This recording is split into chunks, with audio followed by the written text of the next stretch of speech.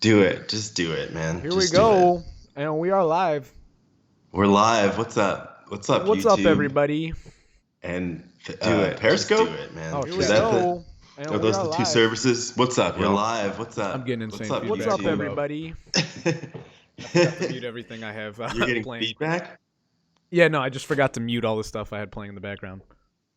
Yeah, that's probably a good idea. No, I was not as prepared after streaming earlier, so that's my fault. How do you not be prepared for a stream after doing a stream? Because it's a different setup.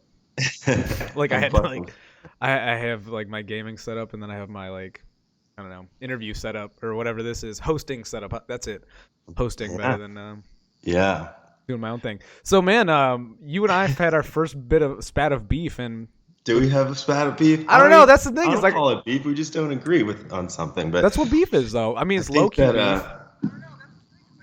I think we gotta just, it's like we just gotta talk through it. Like, what's going on, man? Hello, people who are on the fucking Yeah. on Let's the on the stream. Also, what's happening? I need to hop over to Periscope here because I'm not engaged at all.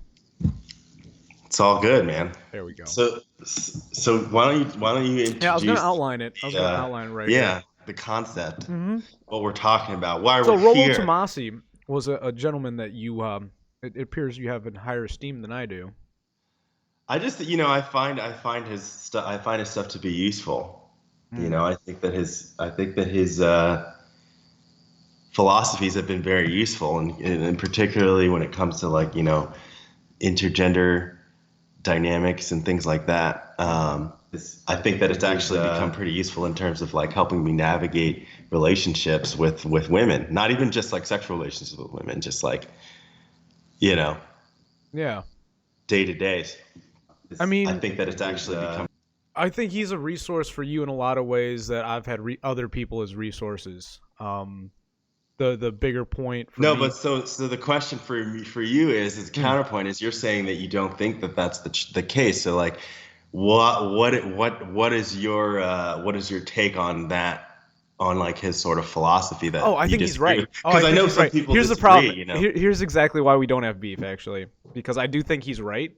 I just don't think he's the most effective vehicle for communication when it comes to I don't know. What'd you consider him? Like Roll Tomasi is a I guess Well, what do you masculine mean by advocate. that? But what do you No. mean by not effective method for communication if you agree with him though? Like I don't get that. I don't get that. He looks like a bum, man. So what is I don't know. that? So that's ad hominem. Like, Dude, what that's do all you, it is, though. You know. what do you not like about like? So you agree with what he has to say, Yeah. but you just don't No, like he's a what very he good writer. looks like. Thoughtful Like, guy. You know, pretty I smart. don't Seems like. understand. And to anyone who doesn't know, Roll Tomasi wrote the book The Rational Male, and actually he's pretty cool. He engages fair enough of on them. Twitter too. I think that there's like 3 volumes or something like that. Of his book. Oh, Yeah, okay. there's like the preventative medicine and then like positive masculinity also is another Oh, one. okay. But they're I all mean, like the same. I've read excerpts from his book. I've never actually had a copy or read it, but Mhm. I've watched some of his streams, and I mean the guy definitely seems smart. But the whole point was, I think you were telling me something about how I need to read him, and I'm like, nah, man, he's a joke. And then you were like, what do you mean he's not a joke? You need to read his book, and like, Yeah, but so what I'm saying is like, why do you think that? Like that's the question. I mean, part of masculinity to me is you gotta show it. You gotta show it. I mean, part What do of you it's mean the by that? intellectual side of things, part of it's your ideas, but part of it's you got to be able to display authority, command it without having to say a word, and he doesn't really do that for me. There's How do other you men how do who you wait? How do you command authority without saying words when your entire purpose is to say words and like give intellectual conversation? I think it's Like both like I though. don't I like think you know what I mean? Like so yeah, if no, you're I a get you. writer, right? Like Right. your entire medium is your words, No, well, and that's the thing. I understand that the issue I have with him, right? like I'm judging a fish by its ability to climb a tree. I get that. No, but so in how though? Like I feel like you're being vague in what you're talking about. Well, Like I don't I'm not even understand what the criticism actually is yet. I just would rather pick someone else. That's it. It's not even criticism. It's just like he's good, but there's better. That's the point I'm making. I guess like I Rollo don't really know Tomas how is to good, have a but conversation about that. Oh well, Right? you 'Cause told it's no. like, The conversation was you told me to read his book, and I told you I didn't want to read his book, and you said that's dumb. I'm like, I'd rather read someone else well, I said why? because I think he And you looks like a said, like, joke. It's because I think he looks like a joke. so that's weird. So basically, you're saying like, don't you like Jordan Peterson, Kenzie Puff? I What's up, did man? until I've actually had a few Right, people that's what break I'm saying down. too. Like, I don't get Well, it. Like, okay, that's the thing. Is like you don't have to swear fealty just to someone because they help you through a bad time. Peterson helped I me don't through. think anybody's doing that, right? I think time. that like what I'm trying to get is like, what is your criticism? If you're saying that you agree with this guy's ideas, but your entire criticism of him is that he's just not, he just doesn't look cool. Like, so it's like Jordan Peterson is way less why cool. you- Jordan like, Peterson is why way you less pick cool. a character in a fighting game.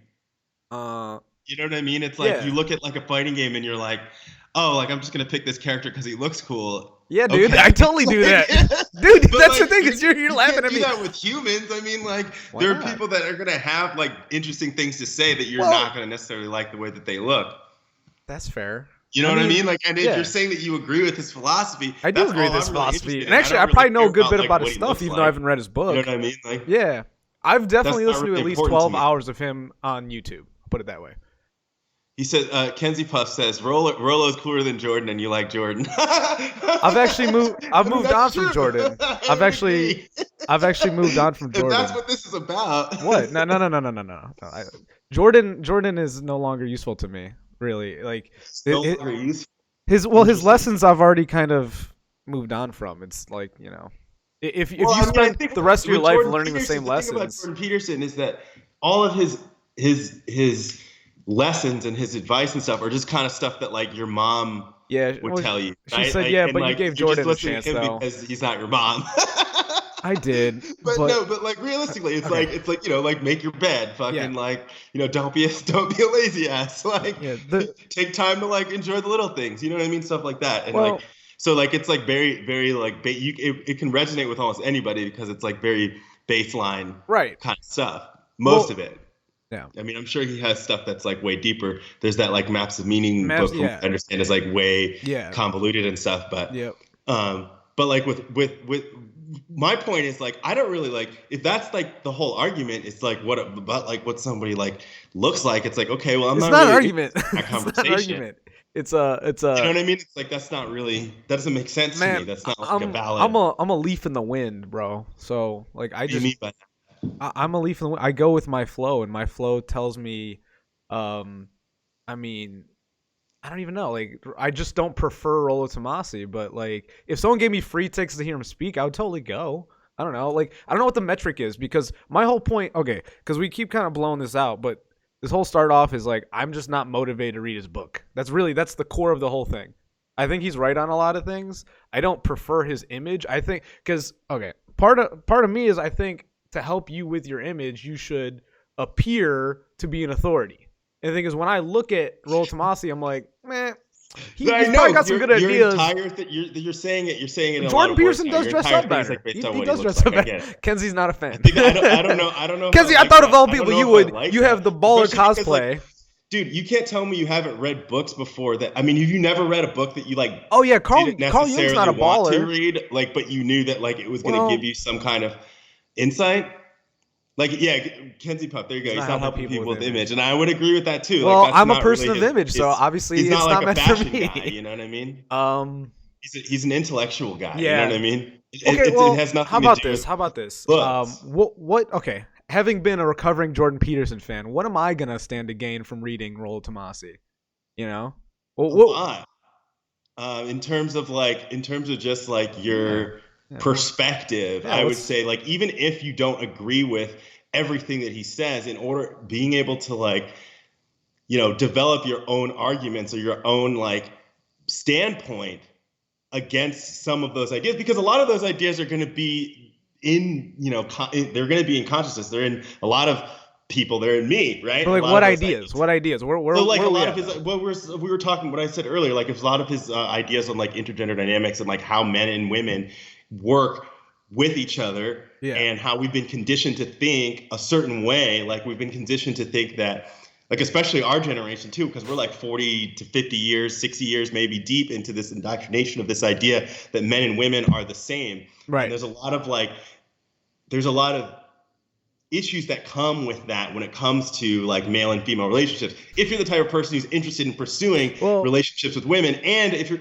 or if you're someone who just has to have relationships with women like in work or in your life, even your mom or your sister or whatever it is, like just right. understanding like how you communicate versus how they communicate, Oh, it's completely like different. Yeah. but Completely different. like understanding like why too, and like those kinds of things. I Hmm. think like he's really good at explaining those things in a way that like makes sense to me at least. And I think that like based on some of the conversations that we've had, I think you would be able to see some benefit Some new in checking out perspective the stuff. potentially. And Okay. that's my point. You know what That's I mean? Because fair. like the way that he looks, like okay, that really has no No, bearing it on doesn't like have any anything. bearing on it, but it as far as marketability goes, I'm just it's not a priority for me. I've like seen the guy.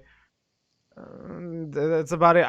When I say I've seen the guy, like I've seen him on like Twitter and stuff, and it's interesting, but it's not like wow, I really need to go. Like okay, one person that markets himself much better and has a very similar stance is and he's controversial to Hold some. on. Max says Jordan Peterson is as blue pilled as hell compared to Rolo stuff. Yeah, I She's saw right that. about that. I saw that. Yeah, I don't know she's why this right. is Jordan Peterson is a straw man at this point. I don't. There's nothing. There's nothing there. Like Well, I get no, it. I get it. her point is that you're inconsistent in your Oh application of whether or not somebody's cool or not, or well, like marketable. it's not cool. I I do. think I that still that's your actually point. no. That's not. That doesn't refute my point at all. I think if anything, I think no, I didn't Jordan say it Peterson cares refutes it. I about his think image you're way more. inconsistent. You're Consistent across what? Yeah, inconsistent inconsistent in what domain?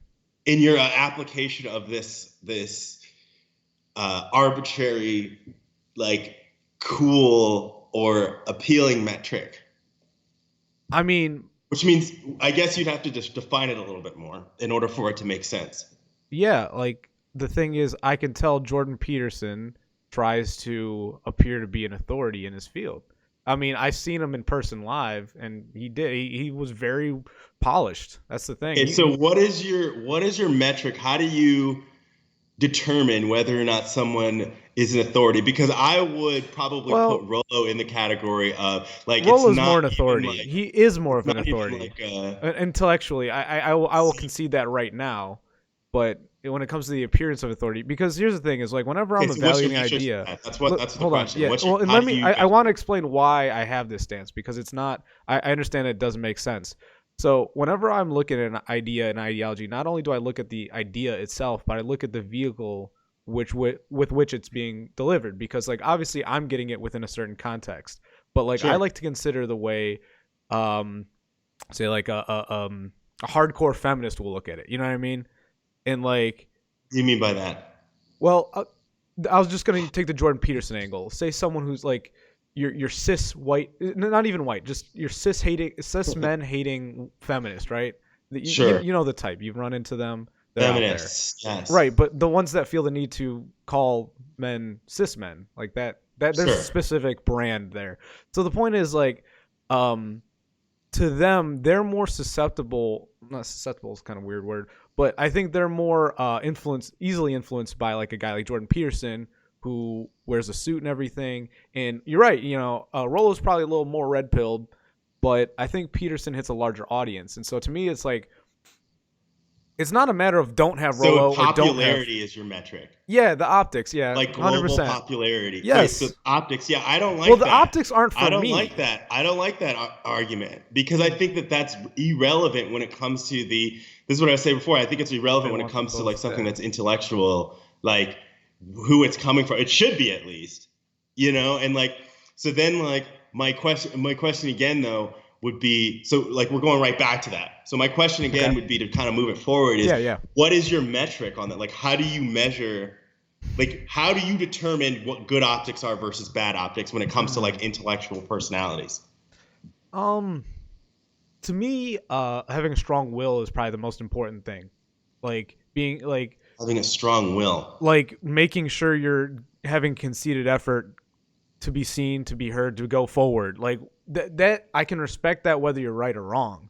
And I've had to go looking for Low. I didn't have to go looking as much for Jordan Peterson. That's kind of the main thing I'm saying. So okay, so it's not so it's optics and then it's also popularity. It's yeah. So hold on, Max says optics are destroying ideologies. Good ideas are good no matter where they come from, and that's would fair. agree with that. That's fair. Yeah. But that goes back to what I was trying to say earlier, is the fact that it's like I have read a lot of good things. I have watched a lot of amazing YouTubers. The problem is the content, whether it's the length, whether it's the whatever. There's a lot of content out there that I just can't share with someone else. I have to like distill it into my own thoughts and either have it on. You can't share it. What do you mean by that? It's for the attention span of your normies, the people I interact with who don't pour through the information we choose to make sure we're kept abreast on.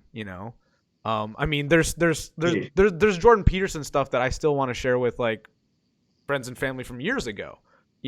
But the realistic thing is like we have Rollo too, who I just wonder. Okay, how about this? Let's shift the discussion here. It's like if you're taking someone who's completely blue pill, would you rather introduce them to a guy like Rollo or a guy like Jordan to get them on the path to being red pill? Because that's where the optics really come into play. That's where it comes into play. Is the question is okay? Are you red pill and trying to solidify your stature, or are you red pill and being evangelical and trying to get more people into the group? So you're saying Jordan is blue pilled, but that's a whole nother argument. Hold on. So you're saying that you think that Jordan Peterson is more accessible than someone like Rollo? You think that Rollo is not accessible? I think his ideas are not readily accessible to like. Yeah, you're right. Like blue pill people in general are probably going to reject a lot of his things. There's blue pill people who think they're red pill because of Jordan Peterson. I want to address your point and Kenzie's at the same time, because like if you're a Jordan Peterson fan, you're not automatically red pill. Like you might think you are. Sure. You're on the right track. You're having ideas that aren't with the herd anymore. But the problem is like the ideological war keeps moving. It's like Jordan Peterson's old news now.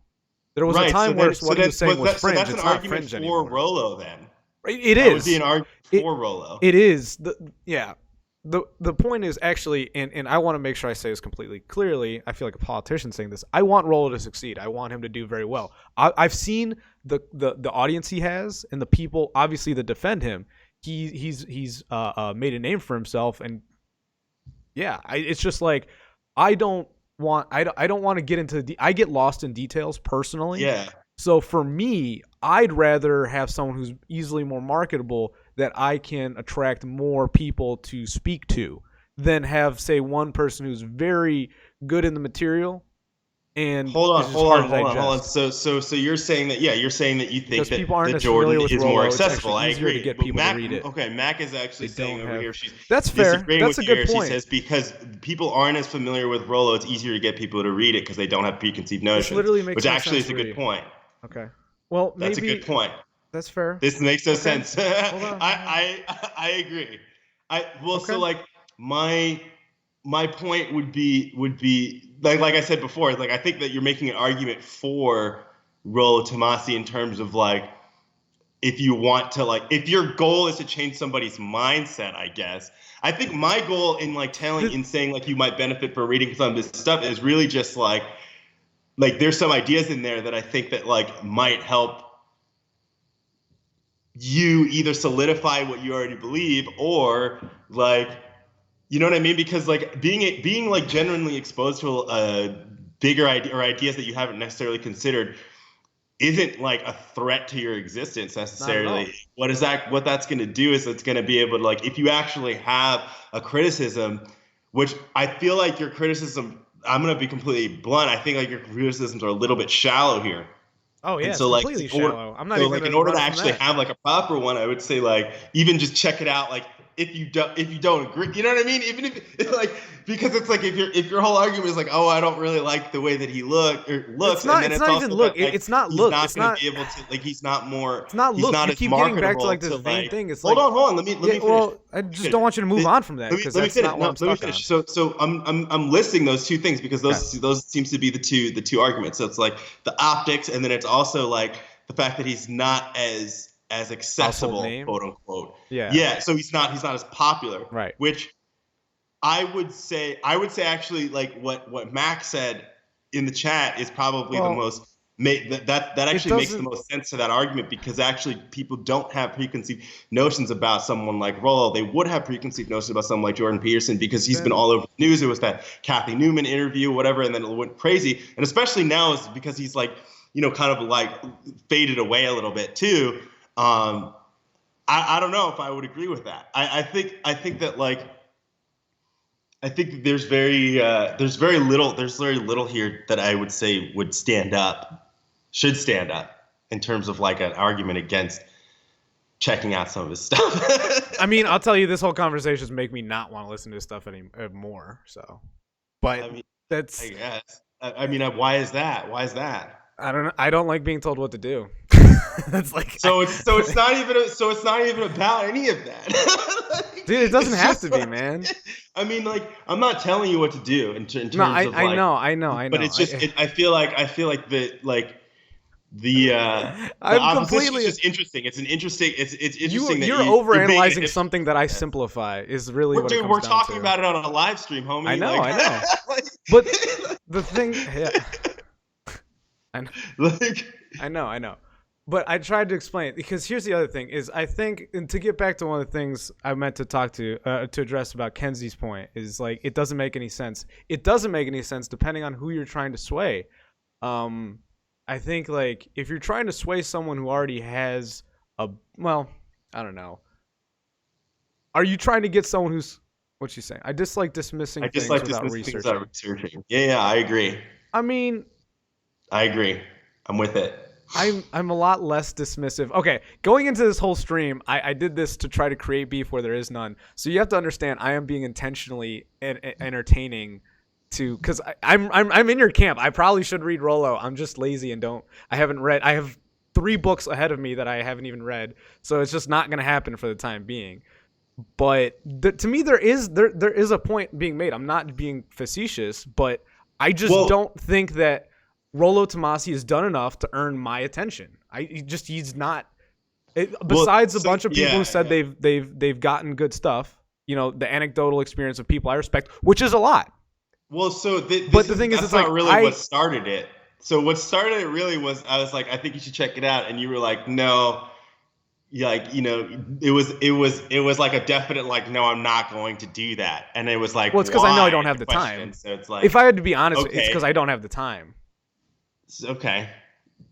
Well, that's not very interesting. No, so that's why I said I don't like him, and it was a lot more fun. Very interesting. It was a lot more fun, but it's true. I don't really like the guy. I listened to him on a bunch of interviews, and like, I don't know. Interviews are my main form of information I digest. So, like, I judge people by the way they handle interviews, and he just didn't. Give me an example. Let's go. Well, the last one, audiobooks, easiest thing to pop on. Yeah, that's actually what I did. That's how I consumed it. But go ahead. Example. Let's go. Example of an interview? Yeah, like what turned you off? What interview turned you off, man? Let's go. The most recent one was his with Tate, and actually, I was gonna bring up Tate earlier. I don't know Tate. Cobra Tate? You don't know what's his first name? I don't know everybody. Of Wudan, Mr. Plenty. No, I don't know everybody, man. He's a guy. I mean, the thing is, he's a kickboxer. What the hell's his first name? He was a kickboxing world champ three years in a row, and he writes about masculinity too. And he talks about making money and the same mindset. Him and Rollo, apparently, they're good friends or something like that, or at least good enough. That's what's up. Right. But what's his first name? Because I can't even remember. Andrew Tate. Because he's got brothers.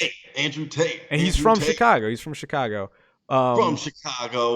But yeah, so he they run a camgirl studio apparently. That's what he does. And he actually What's up? Yeah, they run a All cam girl right. studio, and he does like Cool, man. live streams on like trying to get guys to like master his mindset so that they Uh-huh. can run cam girls too. I mean, that's cool, man. Sure. But apparently, Whatever.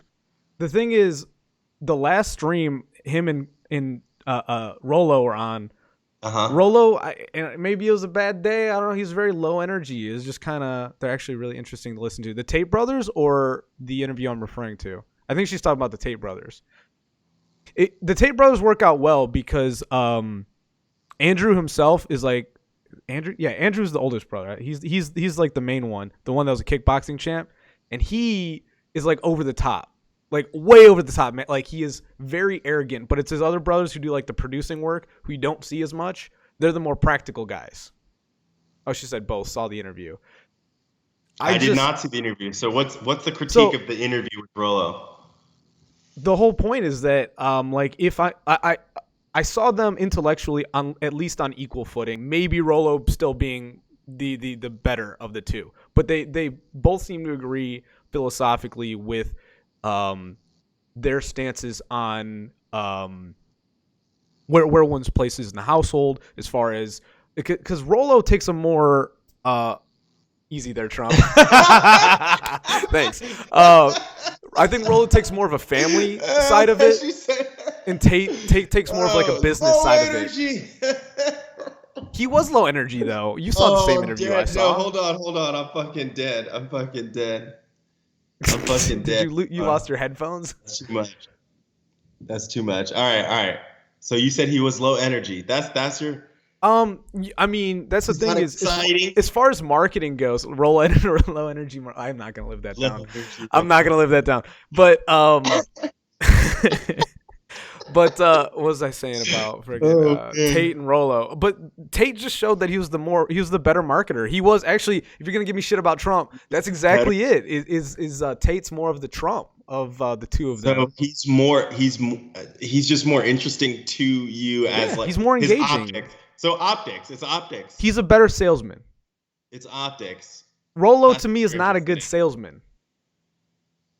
See, I don't know. I go around life looking to be sold. You could argue that though, like he didn't sell me. That's it. That's all I need to know. I don't think that's a good argument. Optics. It's optics. It's just optics. I hate to be. I hate to be this hipster. I'm not gonna lie. I hate that reason. I think that's a terrible reason to not be. I'm so salty. If someone sends me a copy of Rollo Tomasi's The Rational Male, I will make it the 4th book in my current queue. No, that's just silly, man. That's silly. So watch my video on this, SMH. Okay, I will watch your video, Mac. Yeah, I've seen you've been back. I haven't. I think you gotta watch Mac's video, and you gotta. Yeah, that's something we gotta fix. No free stuff. I wasn't asking you. Yeah, for sure. Well, let's digress. Let's digress from this point. We've landed. I don't think we're gonna go that much further with that one. You got anything else? No. I was just saying. Man? I'm just saying. Let's digress off that point. There was something I was gonna talk to you about after the show. I forget what the hell it was. I wrote it down. I got a thing. Yeah, go for it. I actually wrote something down. I got my headphones on. You know who Wendy Williams is? Yeah. Oh my gosh, I know who Wendy Williams is. You know how about now he's an e-girl. So you ever told who's an e-girl? I'm an e-girl. You saw that? I wish I could be an e-girl. You saw Wendy Williams? Yeah. You saw how Wendy Williams made that joke about she was talking about Galentine's Day on her show. You would, Mac. And Mac loves Wendy. Oh, that's what's up. I don't really like Wendy Williams, not gonna lie. So I'm actually really mad that I have to defend her.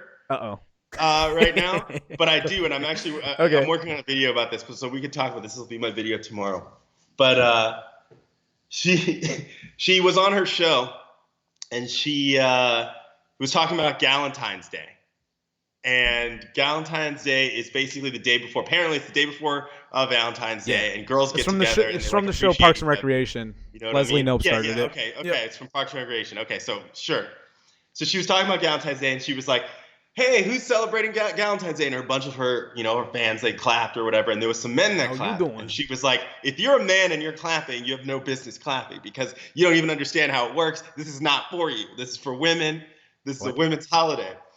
And What? the guy goes, I'm gay. And she's like, I don't even care if you're gay. Like, no, like, you're not a woman. You don't menstruate every 28 days. Like, and Was this real world? Is this like? No, this was on Wendy Williams' Oh show. my This God. happened like 3 days ago, 2 days ago. Oh my God. Or See, this is something why I like. don't watch the like daytime reality shit. What do you mean? This is hilarious. No, It is hilarious, but it's like, because she straight up, she was like not having the bullshit, and she was basically saying there That's needs to be good. spaces for women.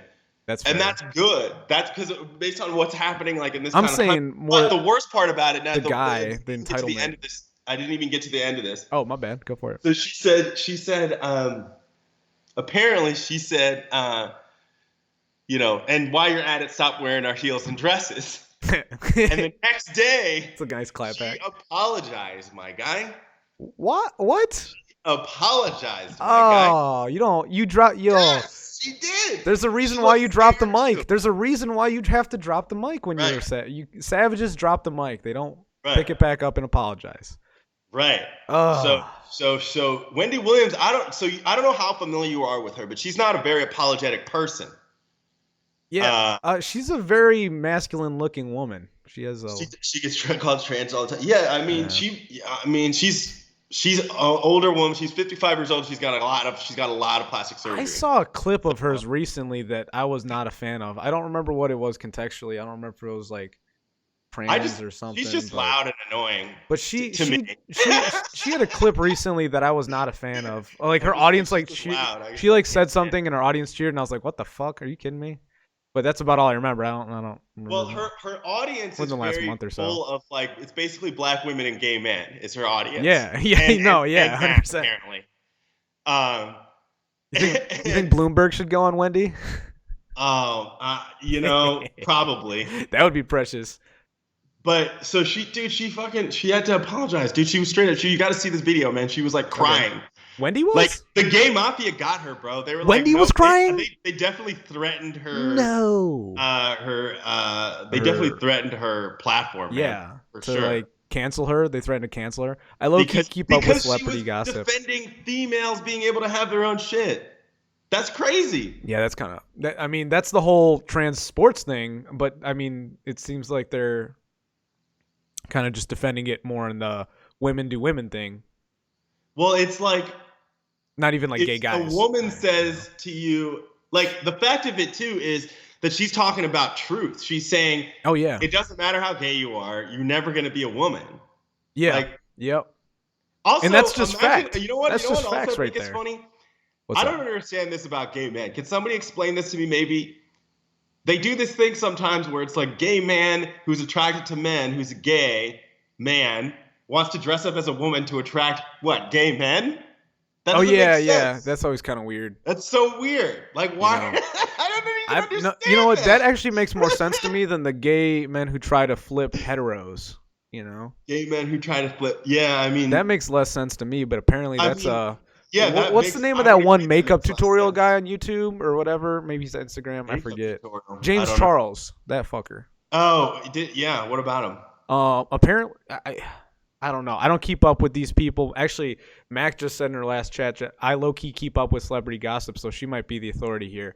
But I think it was James Charles. This was like maybe early last year, mid last year. But I know he went on this rant about how he's so... I know the tea. Apparently he went on this rant about how he's so proud of himself for he like goes out there and he converts straight guys to be gay because of how attractive he is, how flossed out, how dripping he is, you know? And I'm like, that's just such a weird motivation. Like those guys are gay. They're not straight. I mean, it's to me, okay. Or at the very least, they're bisexual. Yeah. He allegedly was harassing a straight man. Where was this? When did this happen? He apparently he did it for quite a while until he got caught. Like apparently he would harass straight men. Well, apparently he like this was just kind of his like MO. Like when he went out, his thing was he would try to flip straight men. He like his. What do you mean by get caught? Well, like the internet, the cancel culture caught him. You know, like the right wing cancel. Because he was like bragging about it and shit, and people were like, "That's fucked up, man." And he's like, "Oh, what do you mean it's fucked up?" He like issued an apology. That seems like that wouldn't cancel him in this day and age. I feel like people would. It didn't cancel him, but he like stopped talking about it. Apparently, I don't know. Actually, it's more of a moment I witnessed. It's not my lane. Actually, I'm kind of hoping Mac might throw a No, little but so what do you think about nugget of insight. this idea of like the reason I brought up Wendy Williams though is like what do you think Oh, about this idea of like apologizing? oh fuck no, never apologize. Like Yeah. that's The only time, okay, the only time you apologize is when someone, well, I don't know, man. I was gonna like say, apologizing for a bit. Like Wendy Williams' entire show, from what I understand, is based on her being funny and offending people, right? Like she just yeah. yells. She, from what I understand, she like yells at people and Did makes you? fun of people. speaking That's of why I don't really like her. speaking I of don't fuck with her. apologies, never You know what apologize. I'm It's the saying? one thing Like Trump. Yep, heard that, Mac. so. Did you ever So see the that apology that South Park wrote to China? what? Like after the Chinese episode of South Park, someone I don't know if China did or some they asked them to do an apology, so they did, and it was one of the most sarcastic apologies I've ever seen in my life. Actually, I'll pull it up and read it. But sorry, you're saying something. Like pull this up. You'd get a kick out of it. China apology. Sorry, I cut you off. You're about to say something about apologies. I think I found it though.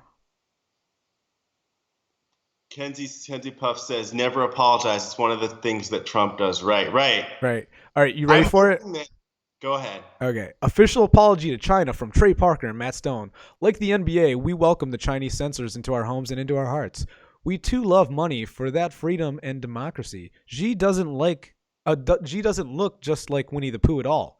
Tune into our 300th episode this Wednesday at 10. Long live Great Communist Party of China. May this autumn's sorghum harvest be bountiful. We good now, China? That wasn't really an apology. They were just as a joke. I know, but the thing is, I don't remember what the political landscape was at the time, but they were getting demanded an apology. No, I know. And that's finally what they dropped on them. And not only that, but they plugged their next episode into the apology too. Right. They made an episode making fun of like the Prime Minister of China or whatever they call it, looking like Winnie the Pooh. And yeah, exactly. And then they banned Winnie the Pooh in the country because of that. Yep. That actually happened. Yeah. Yep. But like to me, if you're gonna issue an apology, a troll apology like that, that's an apology. Oh, it's not an apology. You're right. Yeah. That's so. This is like someone getting pressured. Oh yeah. To give an apology to a specific group of people. I mean, based on offending them. I was gonna answer this before. Is the only time you apologize is when you actually like went against your own principles. Like, you shouldn't apologize to someone for crossing their principles because they can move their goal line so far. You know, it's like if you step out of bounds of your own, court. Yeah, you should probably say, hey, I fucked up. But if someone else is telling you like, hey, you fucked up in what I see, it's like, well, I don't see the shit the way you see it, so I don't care. I mean, there's nuance to that though, right? Like it depends on like, so I don't agree. I'm sorry you're wrong. That kind of never apologize. What's that? Depending on context. Yeah. Like if I was in Wendy Williams' position, I wouldn't apologize. No, not at all. But like, the thing about it is it's like depending on like pressures and stuff. Like how much pressure is she getting in order to do that? Like this woman's like crying in this video, homie. Like it's pretty wild. But honestly, if she was crying like that, they probably put her livelihood at stake. Like man. That's an even bigger problem than her apologizing. That's the point. Right. Because it's like what is actually going on here? Well, it sounds like she's more worried about the platform. I only apologize to God and my mom. That's fair. I like that. Yeah. I like that. I apologize to myself sometimes. You apologize to yourself for what? Man. For being such a dick sometimes. To yourself? Yeah, man. Oh, I'm definitely the hardest person on my like. There's no one harder on me than myself. So sometimes I gotta be like, dude, chill out. It's all right. Don't worry about it. It's all good. Yeah, I mean, I don't know. I'm not gonna apologize for making somebody's like offended. Like if I didn't have any malicious intent, especially. Yeah. I mean, I gotta say, I've apologized for a joke on people I didn't realize like how, well, I was gonna say like backwards they are, Like I've definitely dropped a joke on people who just like it didn't fly because they didn't have the context with which to even understand it was a joke in the first place, and that's a very common situation I get in where I actually do apologize. Because it's like I should have known better than to, But so that's the I opposite of should what have. you just said before. Well, that's going against my own principles, is what I'm saying. Like I should have been better prepared. But, It's normally only. It's so only. you have to know when somebody else is going to be Well, offended by it's something. also. And if you I don't wouldn't do that know with a when somebody else stranger. is I going to wouldn't be do that with a offended by stranger. The something, caveat there you is I wouldn't. didn't really say it, but it's like someone I know, like a friend or a Okay. family member. Like I should have I should know their headspace. Is what I'm saying. Like a stranger, yeah, Well, so you if don't you know know shit. somebody's like super sensitive, you're not going to go out of the way your way to Right. just Like okay, fuck. like if I know that's just someone called not if being a if I dick. know someone's like family died in a fire, I'm not going to make a joke about people's families dying in fires. Right. That kind of deal. Like I That's will pretty extreme. apologize You know for people that. whose family have died in fires? No, dude, I literally I this shit comes off the tip of my tongue sometimes. I have the worst metaphors and sometimes I have the best ones. It's literally just luck of the draw. What So okay, so you're just talking about just not being a dick to people, like Well, yeah, but I mean, some people just being courteous. That's the thing with strangers. Some strangers need more dicks in their lives. Like, I don't mean that in a sexual or homosexual way, but Okay, they need a little more dickage. let's hear more about that. Well, not to say that there aren't assholes, but there aren't good assholes out there. Like, I'm that kind of asshole where oh my god, Good assholes? What do you mean? I'm getting some. I don't know, my mic. Can you hear me all right? Yes, that's why I'm responding to you. It's because my cord popped out. This is the first time on this new rig, so accidentally pulled on it. But I was answering what? You were Sorry. It Dude. really threw me off. I couldn't hear myself. Okay, so you said that there aren't good assholes. What does that mean? Yeah, I mean, well, there's being an asshole just for the sake of being an asshole, like cutting someone off. But I'm the kind of asshole where not only will I make fun of you, but I will make sure you understand how to correct yourself too. Like, if you just spite people for the sake of spite. Wait, hold on. Especially I'm driving. trying to process what you just said. Driving is the majority of this. You're saying that people who are going out of their way to harm people are assholes, right? That's fair, yeah. Okay, that's what you're saying. Yeah. Got it. So you're basically just saying, just don't be a dick.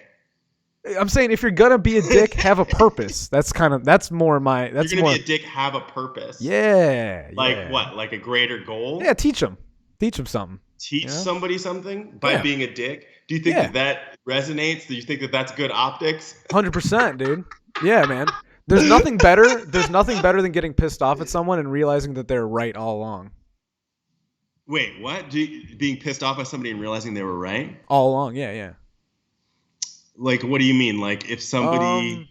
Okay, well, like, picture you're, like, in line somewhere, right, And you're like, oh, fuck this guy. I don't know, he's making a lot of noise. Or, I don't know, like, they're doing something that annoys you, and you realize that that's something you should have been doing this whole time. Those situations. Like, wait, what do you mean? In what situation would somebody be doing something that annoys you? Like I said, my go-to is driving. Like maybe like reading Rollo Tomasi. Yeah, that's a joke, yeah. I'm glad you're enjoying it. I'm glad you're reveling in it. I mean, I'm trying to understand your headspace, bro. That's all. Oh, dude, I'm glad you are, because I'm having a hard time sometimes. The funny thing is, I think you ask good questions of me, and to me, and I genuinely don't have an answer sometimes, and I love it. Got him on what? I'm sorry. What? I shouldn't explode on that, but she just made me laugh in the chat. I know. I see it. I see it too. I'm used to. Anyway, no, yes. So okay, so man, so, I go live so to get shredded. So I agree with you. Don't be a dick. We agree. So don't only apologize to people if you were being a dick, is what you're saying. If you were genuinely being a dick. Yeah. My bigger point, I was just trying to make jokes before, but seriously, like, if you are going to be a dick, there's a way to do it where someone can, like, see why you're being a dick, maybe. You know what I'm saying? Like, there's nothing that drives me more nuts than someone doing something that annoys someone and they never see the purpose. Well, I would argue that most people aren't going to see the purpose in things that annoy them. That's fair.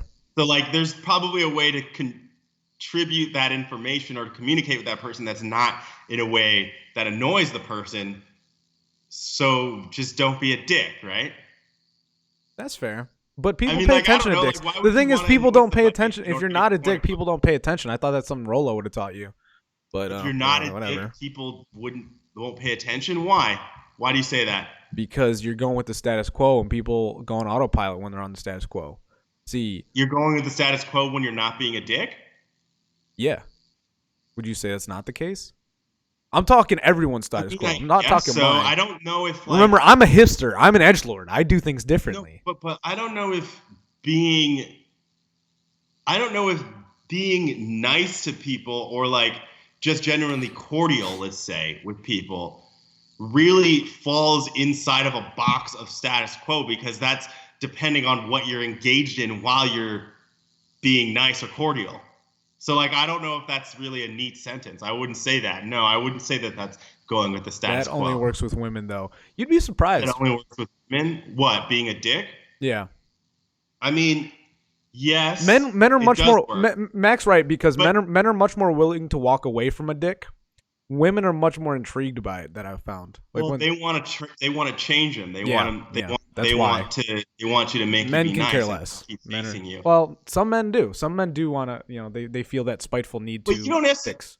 You don't even necessarily men need to be do a bond dick. over You it just need too. to That's show a good point. disinterest, which What's doesn't that? need. You don't have to be a dick with women. You can just show disinterest. Or you can just men bond over it. That's true. Men do bond over it. Like it's in terms of like roasting each other. Yeah, but that's not. I don't put that in the same category, because that's not necessarily like.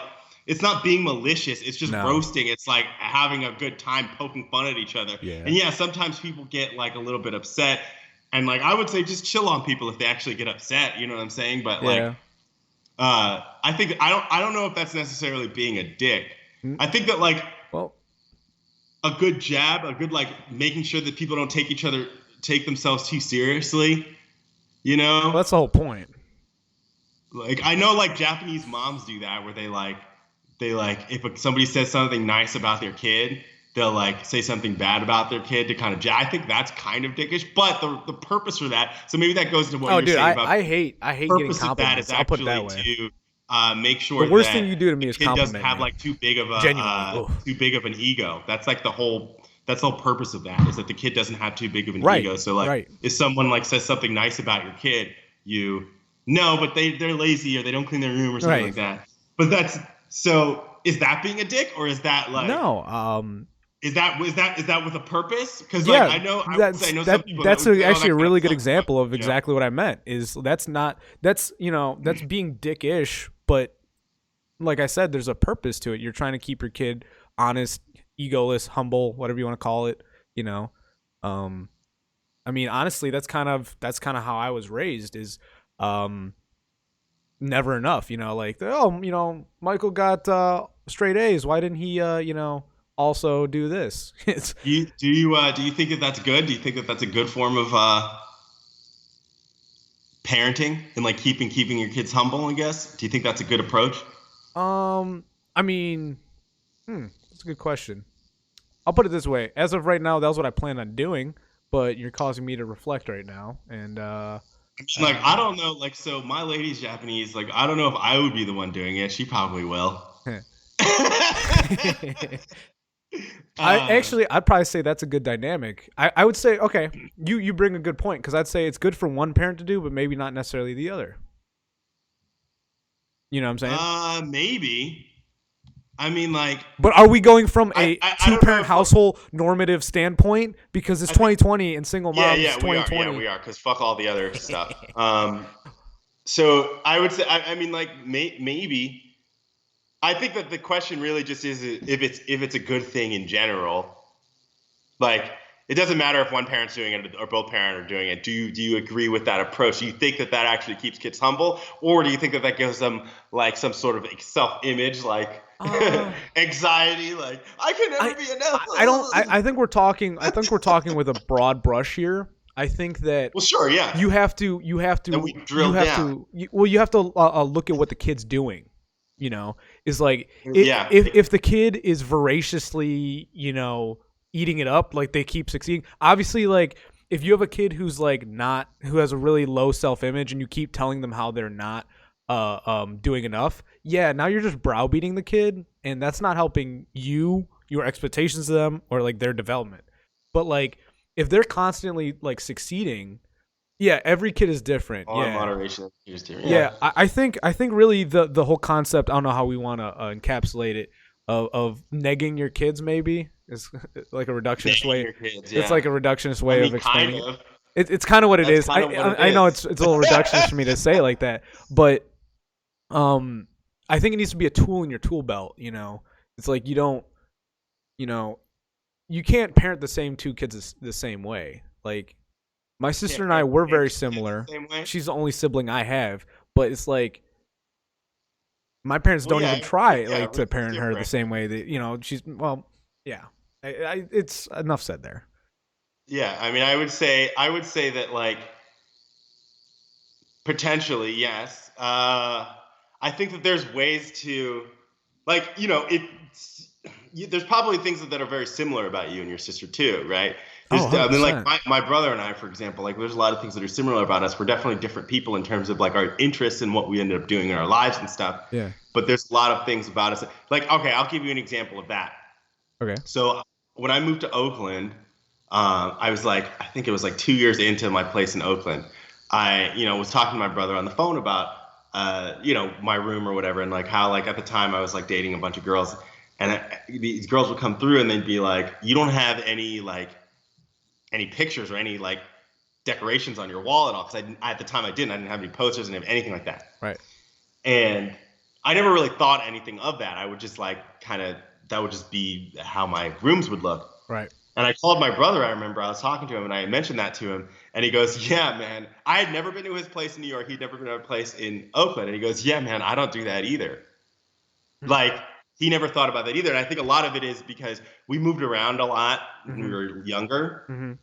And so, like, there's like something ingrained in like our thinking where it's like every space is temporary or something like that. So Yeah, we don't no, even like I was following you there too. thing.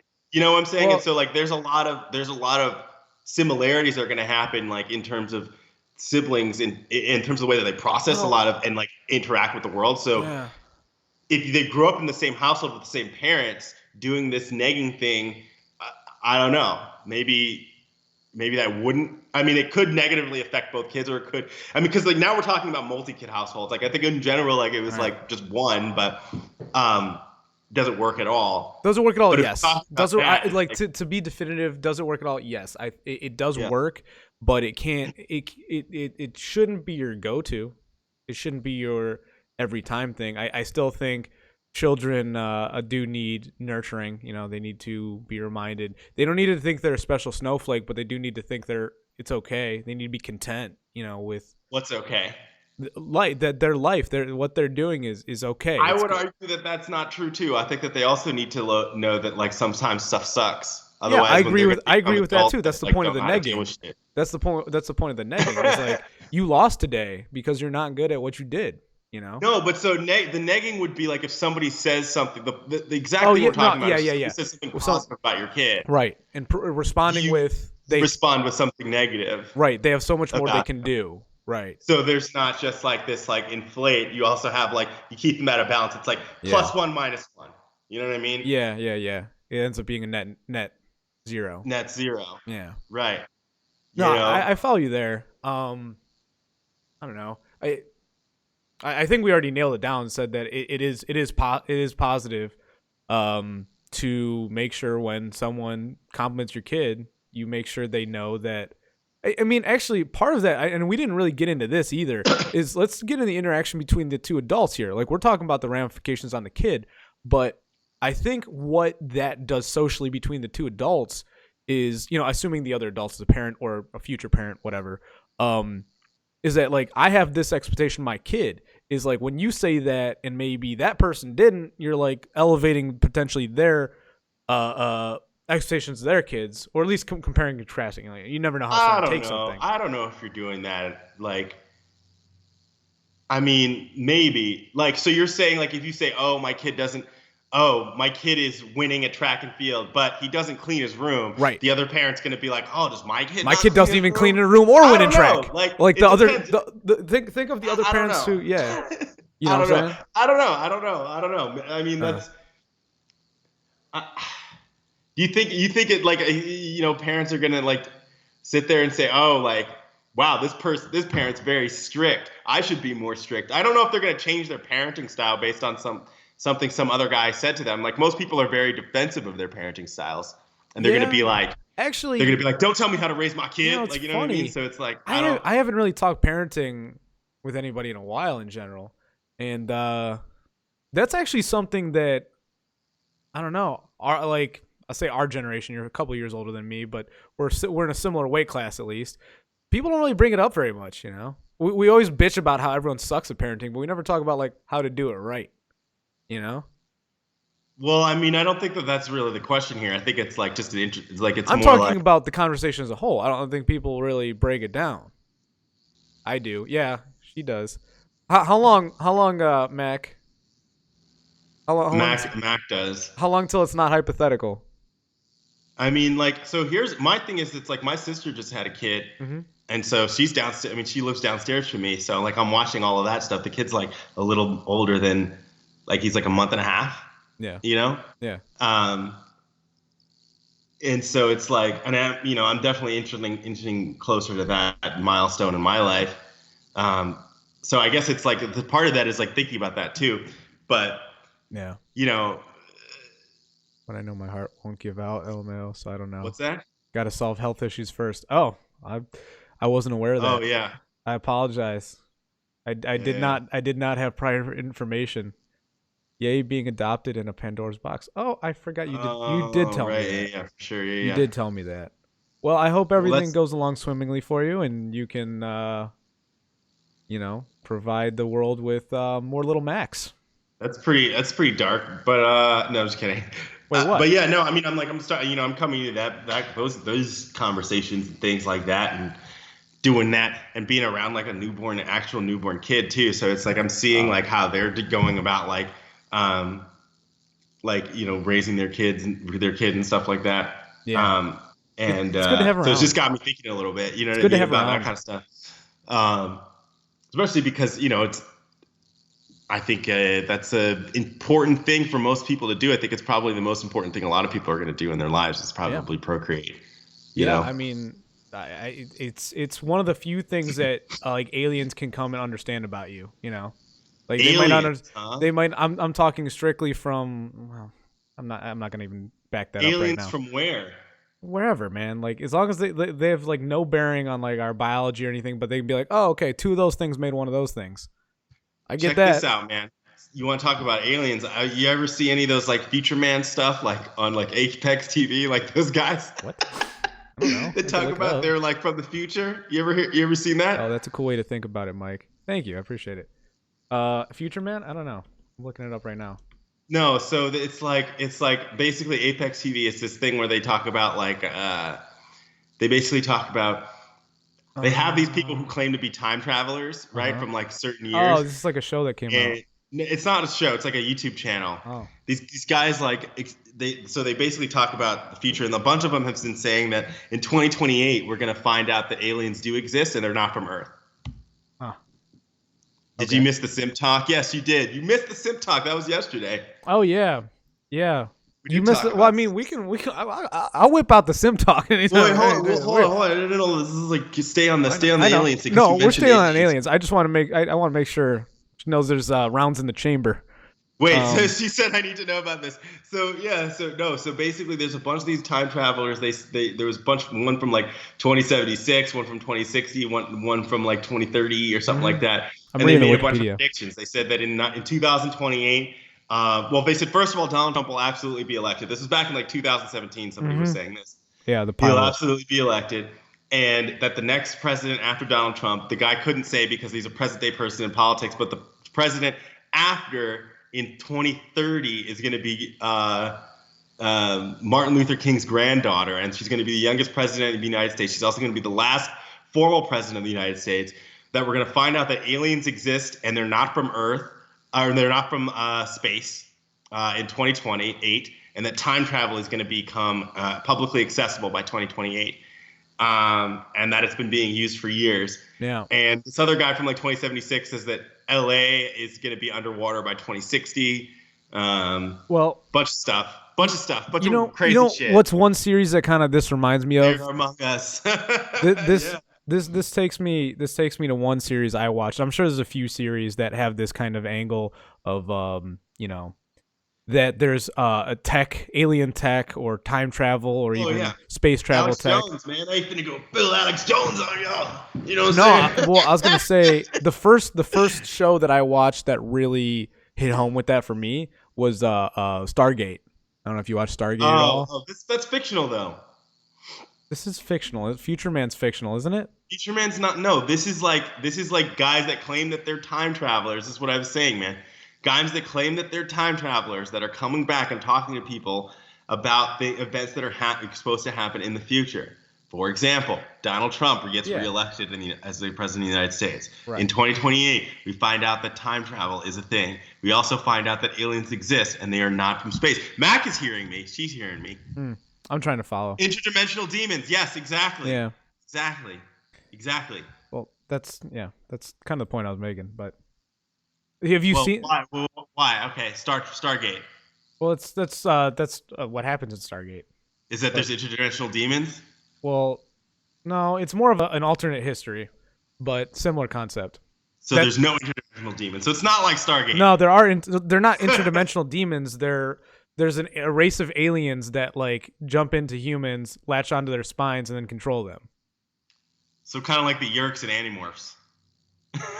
you ever read those books? What? You never read those books? I read people read the books. I didn't read those books. I know what it is. I saw them at the book fairs. How about that? So okay, so in Animorphs, there's a race of slug-like aliens called Yeerks, and they get in your head and wrap themselves around your brain, and that's how they control humans. Yeah, they're called the Goa'uld in Stargate.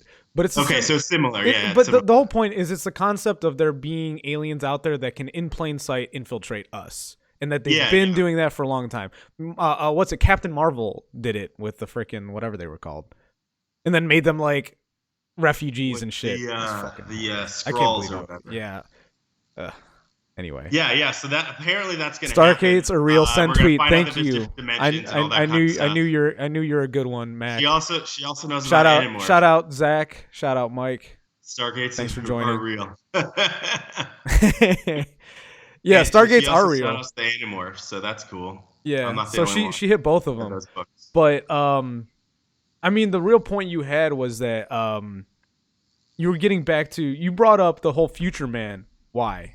There's a reason you had for it. By Future Man, I mean people from the future who are coming back and telling us about events from the future. I've said this like 3 times. Okay, I was just tying it back in. I mean, do we have anything else we want to say about it? Or? We're talking about it. All right. I saw it on Ancient Aliens. That means it's true. Alien? I haven't seen Ancient Aliens in a while. I haven't actually watched that show, but I did watch, what's it called? Brock, what the fuck is it? Action Bronson. I watched Action Bronson watches Ancient Aliens, and that show's wild, but I've never actually watched I saw an episode of that on something. I had a phase where I really liked Action Bronson, then I stopped liking Action Bronson. She says she watches it every weekend. Oh my god! Right after X-Files? Is that before or after X-Files? That's a lot. That's a lot, Mac. That sounds like an overcommitment in my. All right, so I had like 3 topics. What are your topics, man? What do you got? Well, what do you got? I'm locked and loaded for some more simp talk. All right, go ahead. But I mean, do you want to start with one of your other ones first? Because that's all I've got. I had like 3 topics. It's your go, bro. Oh, okay, all right. Yeah, so simps. Well, what was the ground we covered? I like weird things. Okay, I mean, I would argue most of the things you like aren't that weird. It's just I don't know. Most people aren't up to speed. But simp talk. So what is a simp? I guess we should start with that, Is We defined it last time. What do you say last time? It's just guys who put Punk women ass on a nigga who's pedestal. going after a girl that he damn well knows is not going to give him any pussy. Right. Period. Oh yeah, I pulled up the Urban Dictionary last time. Let me just pull that up again. Or there's another variation. Another variation would be the dude who like shares the girl. You know what I mean? Like one of those weirdo simps that was in that video that I made about the girl who's pregnant by one of those dudes. Yeah. Oh, you know what's funny? We didn't mention this, but I pulled up the Urban Dictionary. They said in the Urban Dictionary it says the role of Eddie Murphy portrayed in the movie Norbit, or Kevin James' role in King of Queens. Why is Kevin James a simp, dude? He has a hot fucking wife. But apparently he simps to her. Does he simp to her? I don't watch the show. I don't remember. I don't watch the show. I don't remember how that dynamic was really. I never watched that. Does he simp to his wife? I guess. I mean, I don't know. I never watched the show. That. But I guess like most TV dads are simps. I'm just going to reread the top definition again. A simp is a man who puts himself in a subservient, submissive position under a woman in hopes of winning them over. Right. Without the female bringing anything to the table. So the main thing is we were talking yesterday on Valentine's Day about how there are men out there who roll out the welcome wagon. How we were just talking earlier about how either being a dick or being indifferent or being crazy, chaotic, being weird, like interesting. Those are the things that get a woman's attention. But like giving her exactly what she wants is like that's simping, and that's not going to work. The problem is, and here's the issue with simping that we can go further, and maybe Matt can chime in here, is, women need to be held accountable for that too, because it's not what they want in the long term, but they continually take the handout, Well, simping is an issue for men and women. Is the point I'm making? It's really my thing is it really just starts and ends with a man deciding to give up the frame to the woman in the sense that he is giving into and yes, making himself subservient to, especially when he's not it's a chicken getting and the egg situation. Pussy. You're right. You're right, situation. Man. So like, you can be a simp and be in a relationship, right? You can't simp to your woman if you're in a relationship. If you're not leading her and if you're letting her set the tone, then you are a simp in the relationship. And this is some Rolo talk, by the way. But I mean, this isn't even Rolo. That's just like straight up the truth. Like I see dudes talking about like, I mean, the guys who like call themselves alpha males are typically the ones that, their woman is the one leading the entire relationship and making decisions. And it's not saying that a woman can't have any decision-making power, but the point of the matter is the leadership and the frame has to be set by the man. Otherwise, I mean, women really don't even like simps, dude, to be honest. Well, because it turns them off. It turns them off. It doesn't make them wet. That's it doesn't. No, you're right. You're right. I'm laughing, but you're right. You're right. You ever notice that's why it's like if you I mean, dude, like this is what the funny thing about women who like claim that they don't want that. It's like, okay, well, if I took you into the bedroom, I'm pretty sure that you would like to be thrown around and submit. Right. And the same thing with the actual relationship too. You have to carry that energy into the actual relationship outside of the context of sex, because that's what is going to keep them interested in you. We brought up earlier, actually, the whole Tate thing about cam girls and e-thoughts and all that. That is digital simping. Yeah.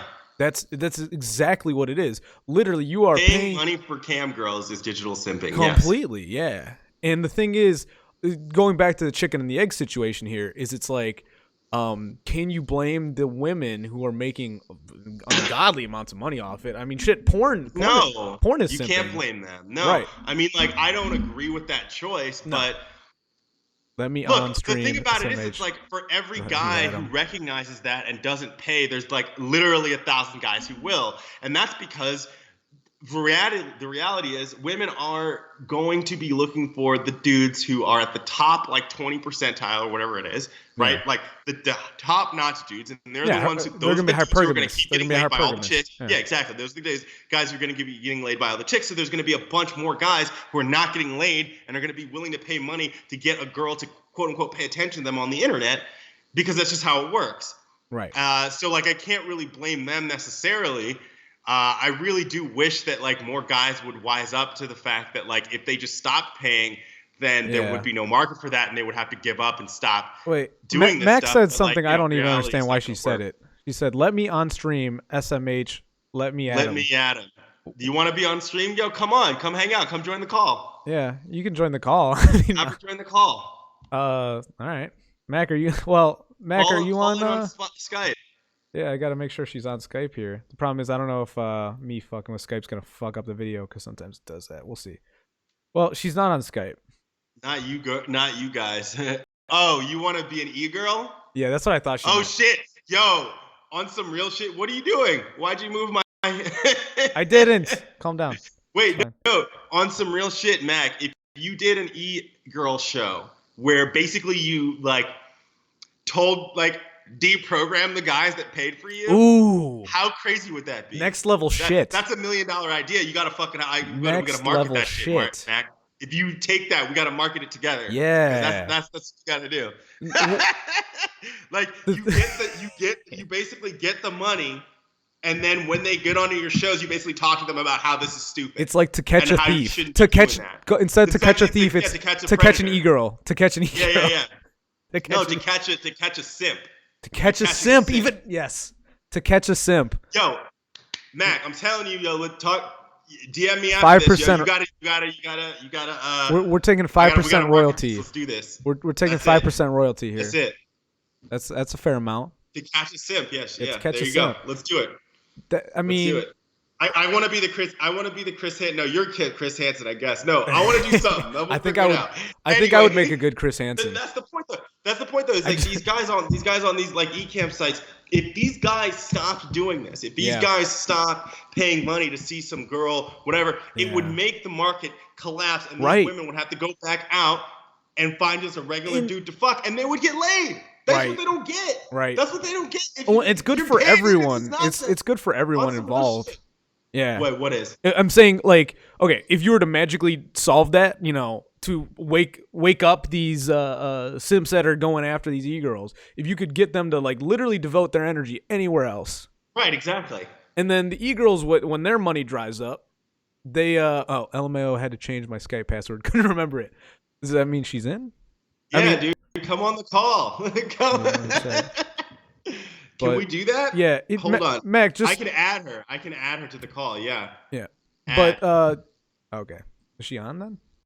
I don't know. I'm calling her right now. Okay. Well, we'll see how this works. Don't move my thing. We'll just get her voice. Yeah. Well, I didn't move anything yet. You're moving. I can see it on the, I'm watching it. You're moving the... You're just frozen is what's going on. I'm frozen. Yeah. I had a feeling Skype would do this. It says she's unavailable. Mac, you're unavailable. What the hell? I mean, we already knew that, but you know what I mean? You don't gotta be available on Skype too. That's just hurtful. But anyway, the point is that no, you don't do anything. I'll add her. Don't do anything. I'm not gonna. I won't touch a thing. I won't touch a thing. We'll see if it works. But the point is that, like, yeah, I mean, if these guys would just, you're right. If they would just divert their energy. Yeah, that was the thing I was going to say, is also the women. Like, I can't imagine waking up an e-girl every day being exactly what you want to do. Like, I'm not going to lie, there's probably got to be, like, a childish, like, energy, like, that attention gets you, but it's got to be fleeting. You know what I'm saying? Yeah. Like, I'm sure, like, early on, you're, like, loving it, but after, like, I'm sure you've seen people have made YouTube videos about it, about how internet fame can really drive you nuts. I know some of the big people really talked about it. They're like, man, it like that pressure to appease your fans becomes something. I can only imagine when your only marketable thing is your freaking body. Like when you're I mean, that's like not even an internet problem then at that point, man. Because like that's just like, it's really not. That's a separate thing, right? Because like the internet. Notwithstanding in this, like these women would be doing that likely regardless. You know what I mean? Somewhere else. And there's going to be simps that are going to pay for that too. Yeah, you know what I'm saying? There's there's bunches of simps that are like that. Yeah. You know what I'm saying? Yeah, 100%. But hold on, let me. Okay, you gonna try to add her to call? I'm gonna try. Let me try. All right, I'm not touch anything because I Let's see don't how want you to this say I works. fucked anything up because I'm not even gonna touch anything. Hands. Well, because I can see the. Yeah, I I can know. see it. Whenever I change windows, that's the thing is I don't have my dual screen action up. I need a bigger desk. Still. I don't know if this is gonna work too because it depends on like the line out. But like if you can get her through your desktop, then that would probably just work, and we'll share a channel. Mm-hmm. That's probably what would happen. We can make it happen, Captain. We can. We can do better. Oh, I think we got her. She Mac, joined. you there? Yes. Only question Yeah, is. but hang on. Oh shit! It's for real. Oh, and you know Yo, what? It changes when she hear? talks. Yeah, we can hear. I don't know if we can hear on the stream. Well, can you guys hear me? Yeah. I can hear you. Yeah. Okay, my headphones aren't connected, so I don't know what's picking up my audio right now. Well, if you're coming through my desktop, which you are, you're definitely going out to the stream, so you should be good. Yeah, you are coming out on the stream. We can hear you. And the thing, What's up, Mac? Oh, okay. welcome to the UnBeefables Thanks for hopping podcast. on. Hello. Oh, Will, you got some video. She got video going. Oh, does she now? I can see her. It hasn't. She's a real person. Well, she's she totally was not a bot. She was a real person before the video showed, but. Let me go. I gotta go. Let me go cover my messy desk. Oh. That's yeah, so that we don't see, so that right. it's not. So we don't know you have a messy desk. Like. I mean, she's got to, keep the appearance. No one saw that. Appearances up. I think a messy desk is a mark of a busy person, so that's not an issue. Is it? I mean, that's all. Is it a mark of a busy person? It could be. I mean, you're not necessarily busy if your desk is messy. You could just be lazy. Well, you could be lazy. I have a messy desk. I'll pretend it's the busy thing then. We'll all pretend that it's all right. So wait. So what do you think about this? What do you think about this simp stuff? Like whose team are you on? Are you on Team Simp? You guys know. He can't even drop his own jokes. He can't even drop his own jokes here. No, you know what it is? It's like this kind of stuff to me is hilarious because I don't really understand. Like I can't. It's hard for me to get into the mentality of somebody like that because like. To me, the game is very obviously in front of your face. And so, like, if you're going to be the type of dude who's just going to, like, come on, man. Like, really? You're just going to be, like, chasing around on something that's not even going to, like, bring nothing to the table? That's really... Like, that just seems like a waste of time. Well... I mean, yeah. It's a fetish. It's a fetish. Is it, though? Yeah. That's fair. Wait, so like, what part of it is a fetish? Off on not being sexually successful? rewarded? Yeah, that's my question. I think part of it is. So I got into arguments with two cam girls. Oh, did you? They were really, really mad at my tweet about the virtual cam girl Melody. Ah, I saw that tweet. Yeah. Who hit 100K on Twitter today? Yay! Oh, yay! Great. So I think it's twofold. I think it's partially guys, like this one cam girl I was talking to was FinDom, which that's financial domination. Yeah. You know what that is? Wait, FinDom or FemDom? Wait. FIN. FIN, because there's also FEM. What does that mean? FIN, FinDom, is financial domination. So it's basically they pay these girls to talk shit to them. Yeah, I've heard. And make them feel bad.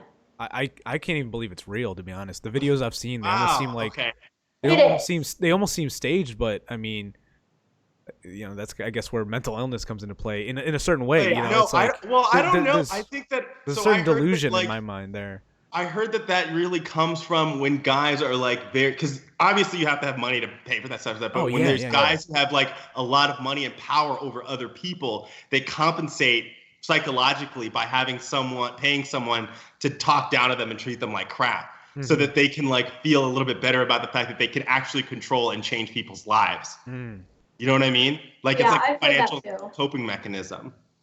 That's interesting. I never really considered that. I could see that though. So what were you guys arguing about, Mac? Well, a few of them. Now, just to be clear, I don't like the idea of camgirling. Yeah. anybody that follows me pretty much can like gather that. But in my thread, I wasn't talking smack about them at all. They took it that way, of course, and I'm like, man, I should have just talked smack if they were going to do it anyway. you came in trying to with an olive branch, and it didn't really matter. Yeah, which I mean, I knew it wasn't going to matter, but I was being nice because I knew they would attack me, and then they would look like the idiots because I was just pointing out. Right. So it was. I knew it was. So what were you pointing out? Because I missed this. So let's talk about that. I pointed out that the smart business decision. It was related to the anime cam girl. I said the smart business decision would be to, because cam girls work together sometimes and we'll do like dual streams and stuff. I said the smart decision would be to partner with these people that are doing this, since it's the great new thing. But instead of doing that, you guys are angry and think you're being replaced, and you're trying to get her deplatformed. Yeah, for sure. So they didn't like that I was pointing that out, and the financial dominatrix was trying to tell me that she likes genuine human connection, and that's why she's a cam girl. Wait, what? Kettle, welcome to the pot. What? So wait. Welcome. Here's the pot. Wait. Christ, so nowadays, no. Let me just make this clear. So nowadays, this is so like even what we're doing right now. This isn't genuine human interaction. This is like we're all just virtual. We're in the Matrix right now. This isn't even me, man. Right. Like so that's okay. So now we've gotten to the point in time where this passes for genuine human connection. Apparently. Yeah. So all right. That's that one. The thing that was 2020, funny about baby. That girl said that, but that girl's bio said something to the effect of, because she was the financial dominatrix, the one that said that, and her bio was manipulating my way into the minds and wallets of men. Manipulating my way into. I mean, that's what she's doing. Through genuine human connection. Well, at least she's being honest. She's honest. Yeah, she is. Give her props there. But my question is, how does she sleep at night for one, but two, like how does she take the high road in conversation here? Like, well, right. Well, and the other issue was, honestly, that one was at least faking nice, because I saw her talking shit on a thread with the other one that was talking shit on me later on. Oh. Surprise, surprise. You're but so at least she was on Twitter. You know how to leave your mark. I'll put it that way. She was acting nice, and I felt like she didn't insult me. I didn't insult her. We clearly disagreed, but it was okay. But then this other chick came in and just went full on, you're fake, you're a bot, you're not real. Wait, Mac. So are these just like, how do you know these people? So are these just like other cosplay people? Or are these just like how does this happen? So I think my thread about, so the reason the financial dominatrix got involved is because one of my cosplay people that I follow, you know how you can see liked tweets now? Yeah, for sure. Yeah. So I wouldn't have ever come across this, but a cosplayer I follow had liked the financial dominatrix tweet. Okay. And I quote tweeted her. That was your first mistake. Well, she was the nicer one. So, she wasn't too bad. She ended up getting nasty at the end, but admittedly, some of my followers were going after her. So, I understood when she was being nasty then. But, so I quote tweeted her and said, that's a bad business decision. You guys should do this. The market's telling you to do this. You need to adapt, just like people in had to adapt to this webcamming. Right. And they're not mad. They adapted, and they know there's Pornhub and stuff. So. Yeah, totally. So we ended up, it was somewhat cordial. We just basically agreed to disagree. And she actually admitted that she didn't even know that there was a real woman behind the VR headset. She thought it was just like somebody creating a program, and that's why she was mad. I could understand the animosity there. Yeah. That at least makes sense. Once she figured out that, she was like, oh, okay, well, I still have a problem with it, but that makes more sense now. It makes me less mad knowing there's a woman that's making Right. It's not just, sure. So, well, didn't they do a Twitter AI bot for a little while? And that's kind of similar. Maybe that was the vein she was thinking of. Yeah, she thought it was like it was just a rogue AI or something like that, or. Yeah, she Yeah. thought it was like totally artificial, Right, like somebody right. was just coding stuff in, and That of would course be there's weird stuff to though. that. But That would be really weird. What is the name? I'm actually creeping on your whatever profile, trying to find it. What was her name? So I can oh, scan a little faster. Do you recall? I'm at Chikorita yeah, right let me now. scroll down really quick. I was kind of scrolling trying to find it Oh, okay. for reference here. Oh, here we go. I'll DM it. I'll DM the thread to you. Okay. Sweet. That'll be easier. So wait, so how many? I'm So just a you're saying visual that this person, one chick has 10,000 followers. This other chick's probably got thousands of followers. No. So she's got like all of no, she's not even Here's getting lots what of was Sims. funny. So some background. I'm actually in a Discord with the virtual cam girl because I have a VTuber, a virtual YouTuber friend, and that I made on Twitter. Like virtual YouTuber. What does that define? What is that? How does that? It's the same thing that Melody does, but they're just YouTubers. Okay. Got it. Okay. So kind of like our Chibis, but like 3D. Yeah. Okay, for sure. So it's like, okay. I was gonna ask, like, is like, do we qualify as that? Kind of. Like, No. No. I might become one. Chimpanzees to I'm not humans? sure yet. Is it chimpanzees to humans, kind of like you're almost there, but No. So it's like, you know how we have like the avatars on our YouTube videos. Yeah. I know the chibis. Yeah. Yeah. I know exactly what you're talking about. Yeah. I was curious if that's like, I mean, it's like not quite. It's like the first step, I guess, to becoming a virtual YouTuber. Well, that's why I said chimps to humans. You're like you're on your way, but you're not quite there yet. You need to evolve a little more. Get a little more XP. So the financial dominatrix that I quote tweeted only had 1,500 followers, which like I'm not like a person that determines your worth by followers that some people think I do, I guess. I know, you're hanging out with me. I only got 1,600. I only got 600. You're like, oh my God. So I kind of took it as, oh, well, I would be upset too if I had 1,500 followers and Melody went from a couple thousand to 100,000 in a week. What? Yeah. I mean, that's. She went viral. It's nuts. So, Someone in Japan wrote an article. Wait, really? Yeah, what when she got noticed in Japan, she was very excited about it. What did she do? Like, just like she's been around for a while, or like what happened? So, she's been around for a while. She actually has a YouTube channel. She's a virtual YouTuber too. Okay, yeah, okay. And this past week, she made a chatterbait to webcam. Oh. Mm-hmm. I'm following you. I'm following the link you sent me. And she was the #1 stream on Chatterbait the night she started. Wow. Oh shit! Wow. Like is she all like of crazy Chatterbait hot or something? Like what's going on? Well, because she it's twofold. I think her popularity was you had the guys that don't normally watch that and they're like 2D women, anime girls are replacing women, like woo! Yeah, there's the honeymoon phase to it. And exactly. The thing is, the room she's in is actually really dope looking. It has like the Mandalorian in the background. There's like a gun with like a grenade launcher and a so sniper she's marketing rifle. herself. Oh yeah, dude, this is yeah.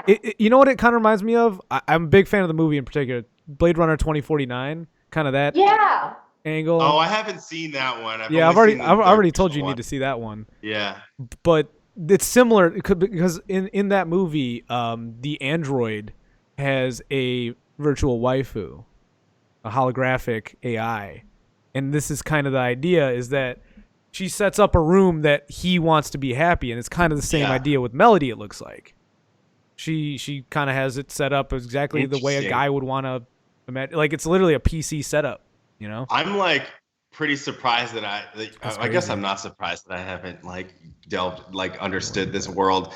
But damn, man, these crazy the amount of ways that people can waste their money on the internet, I guess, is just pretty astonishing. It's pretty astonishing. I'm reading your followers' replies. I love it. The salt farms in full swing. But then they were being mean, so then I was like, no, I don't feel bad. Yeah. I mean, you know, it's Twitter. People, I mean, you know, this is like, I guess turn your screen off. Close your eyes. And walk away. You got to walk away. Well, the second one, the one that said that I wasn't real and I was like a fat guy in my mom's basement, she blocked me eventually Oh, because like she got because she BTFO. found out. Well, because she found out that you were real, and she felt bad. Well, because I quote tweeted, she made this big long tweet about how I wasn't real and I only had one photo of myself, which by the way was me in my wedding dress. So I guess she just thought I found a random bride picture on Google. Well, to be fair, Mac, there are people that take your pictures and turn you into bot accounts and stuff like that. Yeah. So that's true. 100%. It's probably not that far off for her to be like, well, I've seen you on like a million accounts, like, you know what I mean? Like, but you are one of the few people that can be accused of that because she called me an anime profile picture because she like thought that my picture was anime. Mm-hmm. Which she's technically not wrong. It's cosplay of anime, but I am a real person. Which I find every time that happens, you should be flattered. Oh yeah, I was about to say. Yeah, exactly. You should be like, oh really? You think I look like anime? No way. So I tell me more. Her and said that that's me in my profile picture, and it got like almost 300 likes or something, and she was just getting bodied, so she just eventually blocked me.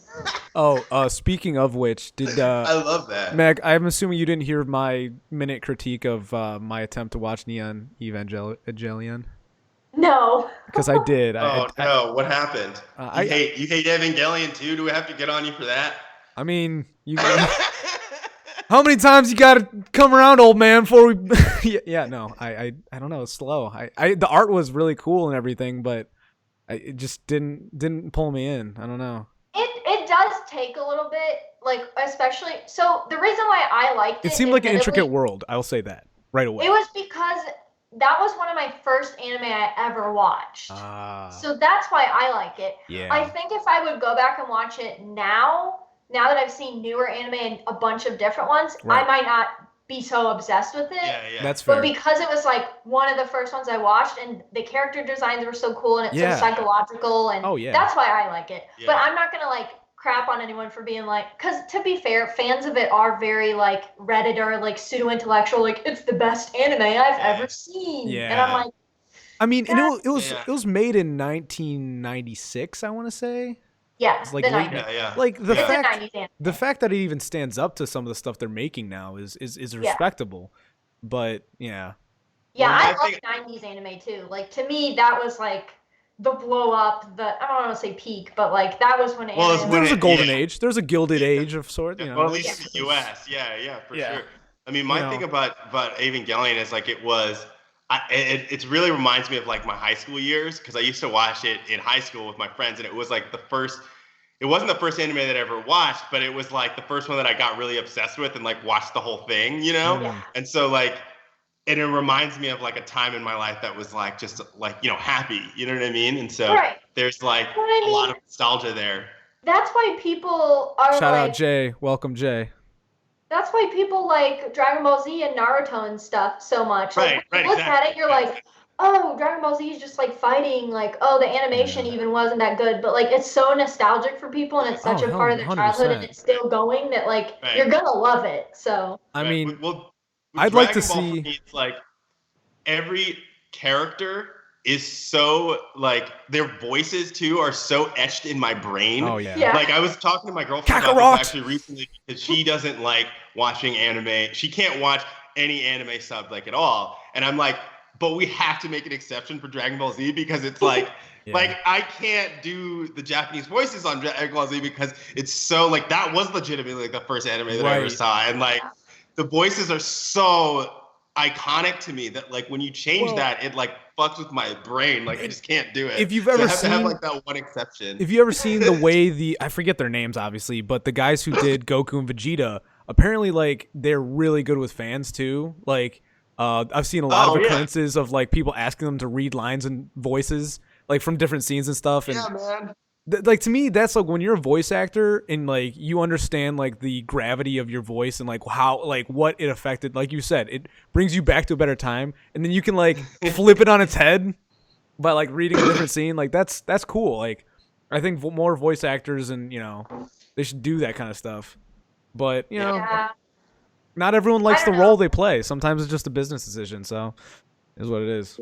A lot of English voice actors are like literal pieces of garbage, though. That's what I've heard. Wait, what? Tell me more Yeah, about like this. they're just not. Not all of them are really cool. Wait, tell me more. Tell me more. I don't know Just much like- about like people's personal lives and stuff. Well, actually, like so long story, but we went to a con in Chicago a few years back, and my friend from Ohio who was meeting us there got really obsessed with this comedy group called the Whiskey Brothers from Houston, Texas. And it's three male comedians. One of them is an anime voice actor. Okay. Like he's done hundreds. Like he's in big stuff. He's in One Piece. He's like does all kinds of stuff. Okay. And one of them is a woman who's a burlesque dancer, and she does comedy too. So they're a really like eclectic group, and their podcast is hilarious. Like Whiskey Brothers podcast. Currently running. Yeah, it's called the Whiskey Brothers. Okay. But Not past the tense. voice They're still actor- running. Yeah, Okay, I'll check them out. yeah, they're really funny, and they're all really cool. But like to make a long story short, it's not surprising, but most English voice actors are like giant SJWs. Yeah, I can see that, Sure. So, Surprise, surprise. Entertainment industry, not Yeah. Well, Yeah, I think so- one of the best examples of a public voice actor is Mark Hamill, because he's not just a voice actor. Oh yeah. You know, Well, yeah, he's yeah. done so much video game, cartoon work, in addition to obviously playing in iconic roles and some smaller roles too. But And I forget that. yeah, Yeah, he does He has such a big catalog. It's actually He's really been on amazing. like Adventure Time. He's been on like episodes of Scooby Doo. Like it's like crazy. He's done the small stuff and the big stuff. Obviously, he's the best voice of Joker. Was he? Okay. Well, well, I think the funniest role recently I saw is he's in the first Kingsman. I don't know if you noticed that. I've never seen any of those movies. Dude, and you should. They look sick. They but- are. Like I went into it thinking it was a dumb no, actually it was actually one of the better movies I saw. Was it 16, 17 whenever it came out? I don't remember exactly when it was, but it was one of the better movies that year. But Mark Hamill plays this minor role, and actually it's funny because he's American and he plays an English like professor, so he has a fake English accent, and he actually does a really bad job of it. It's probably like the funniest thing of the movie is that you like get this big name guy to like not nail a role. Damn. Yeah, I like Mark Hamill though, but Why? How did we get on this? yeah, that's what I was wondering About myself. an English voice actor. Oh yeah, yeah. Well, I mean, we're talking about how Neon can be Evangelion, and they can be SJWs. but we were originally talking about Simps, and we were talking about Melody. Mac had a story about the Whiskey Brothers. Right, Whiskey and Brothers. That's where we were. Whiskey Brothers. That's where we. What got to. happened? You went to the con. You went to the con, is what you said. Oh, Yeah. we were at Anime Midwest in Chicago, which is one of the bigger ones in Chicago. Yeah. Okay. And there was my friends play Yu-Gi-Oh, the card game. Oh, yeah. So there was Oh, lame. I'm just kidding. there was it is really bad, but that's fine. I have no shame here. There was a tournament there for that, and there was an anime convention going on. So it was like nerds everywhere. It was insane. Okay. And the Whiskey Brothers did a panel there, and they let you bring in whiskey and do shots. So everybody Nice. got drunk. All right. And they're really cool, but So funny. I had a falling out with the voice actor, and like he's still cool. He follows me, but like we don't agree politically. So Wait. So you just like had a conversation and like he just kind of like got mad or something or what? no, actually, we were Facebook friends for a really long time. But he would like every time I would post something political on my personal Facebook, he would like comment something like sarcastic or get really angry at it. So I just had to unfriend him. I've got a Yeah, few of those. yeah. Oh, and actually, if we want to take a minute to acknowledge my newest disguise, my newest wardrobe change of Twitter. Oh yeah. I've completely left Facebook. So like the first iteration, I just did a couple symbols, but I was like committing to the fact that I was going anon. So I've today just changed to what I do, Mandalore the Exile, which is it's some Star Wars fan. It's actually a play on it. If you played Knights of the Old Republic, anyone? I did play that game. Knights of the Old Republic 2. I played the first one only. Okay. Well, in the second one, you play as an exile who actually like. It's kind of an oxymoron to say that you're Mandalore the Exile. So That's the point. But the reason I say that is that I left Facebook because I had a lot of people like that. I had people who, you say something even pretty moderate and you get the snarky replies, and it's like, are you actually trying to solve something, or are you trying to show that you disagree with me? That was really where it became an issue. Is like the nice thing about Twitter is like even some of the nastiest interactions I've had became a righted ship. Like either I maybe learned something differently or I swayed them, but like you can get to the bottom. Facebook, it's normally just like quick, short, gotcha, and Yeah. it's just not worth it Facebook anymore. is just full of boomers, and they don't understand like Well, even the non-boomers act like boomers. it's a boomer platform, like state of mind wise. Yes. Yep. Like it's such an old, like on Twitter, if you disagree with someone, it's so much easier to like just mute someone. Mute them, yeah.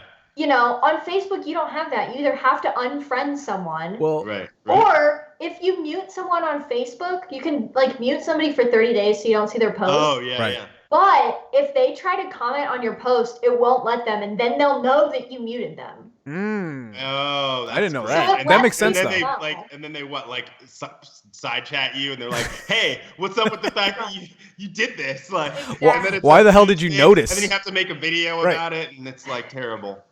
You gotta monetize your haters, right? Oh Is that part of To Catch a Simp? No, Yeah. it's just a Is that thing. gonna be a Yeah, scene? sort of. Maybe. Right? Is that gonna be a part of the show?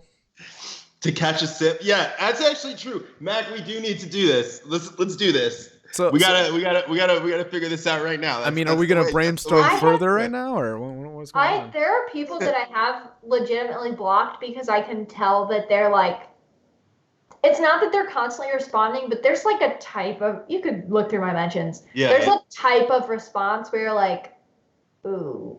Wait, like simping after you or what? Yeah. Yeah, I would have imagine- legitimately You have blocked like a bunch of followers. You Yeah. like at least half of them are simping after you. Oh, 100%. They gotta be. Well, not 100%. Like 100%, they are not 100% of them. Oh, so my pet peeve, and I tell people this, but they don't care, they do it anyway, which is annoying. Okay. I tell people, Hear it. I have posted multiple times and been like, listen, I'm a woman that's not the average weight of the US, which is 170 pounds. Yeah, I So- saw and that, by 5'3". the way. That's fucked up. And 5'3"?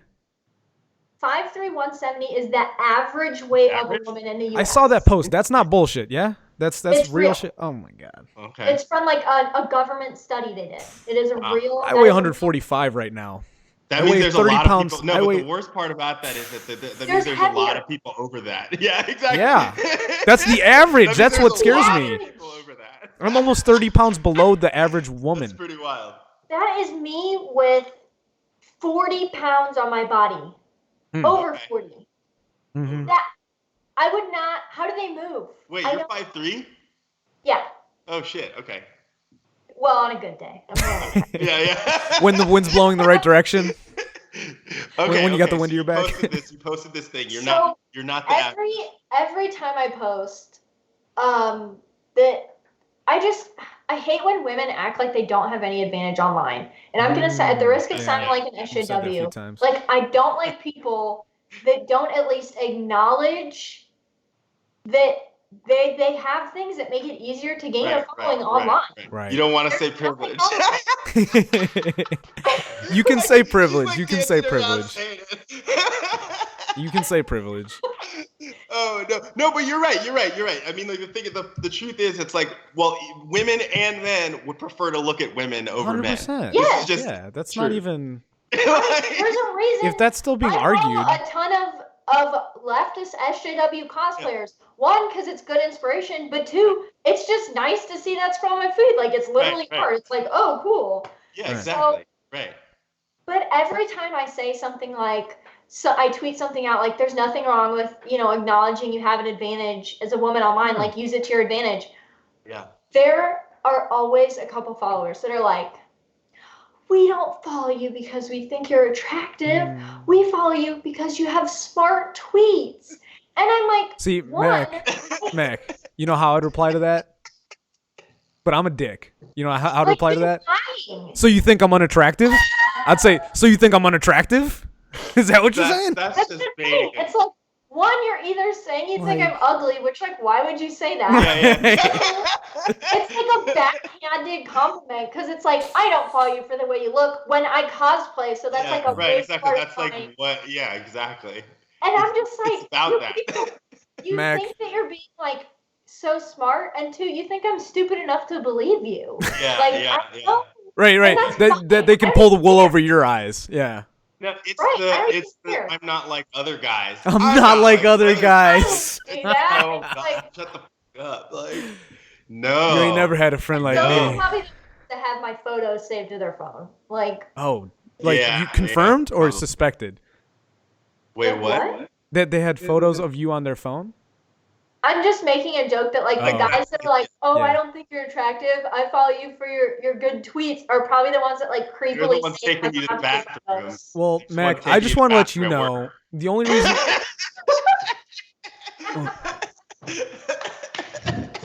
That's so fucked up. Sorry, I should have said that. Wait, what'd you say? I missed it. That's rude. You gotta- I should say something. You got to like that. repeat it because I missed it. Oh No, no. it's the. I can't. It was one time only. Oh You have to no! I'll the rewatch. tweet, Trust me, I'll the rewatch. stream and check it out. Okay, man. No, now but suspense is killing me. I mean, like those types of dudes. I mean, they exist. Those are the real simps, I think, because Yeah. they always have existed. Those are really the guys that are like, oh well, I'm gonna act nice, or I'm gonna say things that I think she wants to hear, and then Yeah. maybe she'll have sex with me at some Oh. point. I've talked to my husband about this, and we think it's Yeah. hilarious Yeah. because I'll like look at him and I'll be like, you like if he looked at me and he was like, you know what I love about you? You're really smart. Yeah, right. No, yes, I am smart. I Yeah. think. I like to think No, I but am. You're you smart wanna enough be- to you not wanna be know, considered to not need to desirable. hear it. You're smart enough to Right, not I need to don't hear need- it from one, him. I don't need to hear Right. that. Two, no woman wants to like a guy to look at her. Like if she thinks a guy's attractive and he's like gonna pick you up in a bar, he's not gonna slide into the stool next to you and be like, "Hey baby, you look real smart." Yeah. Well, unless he's making a joke about. Or he's an Or SJW being simp. stupid. Yeah. Or he's an And SJW any- simp.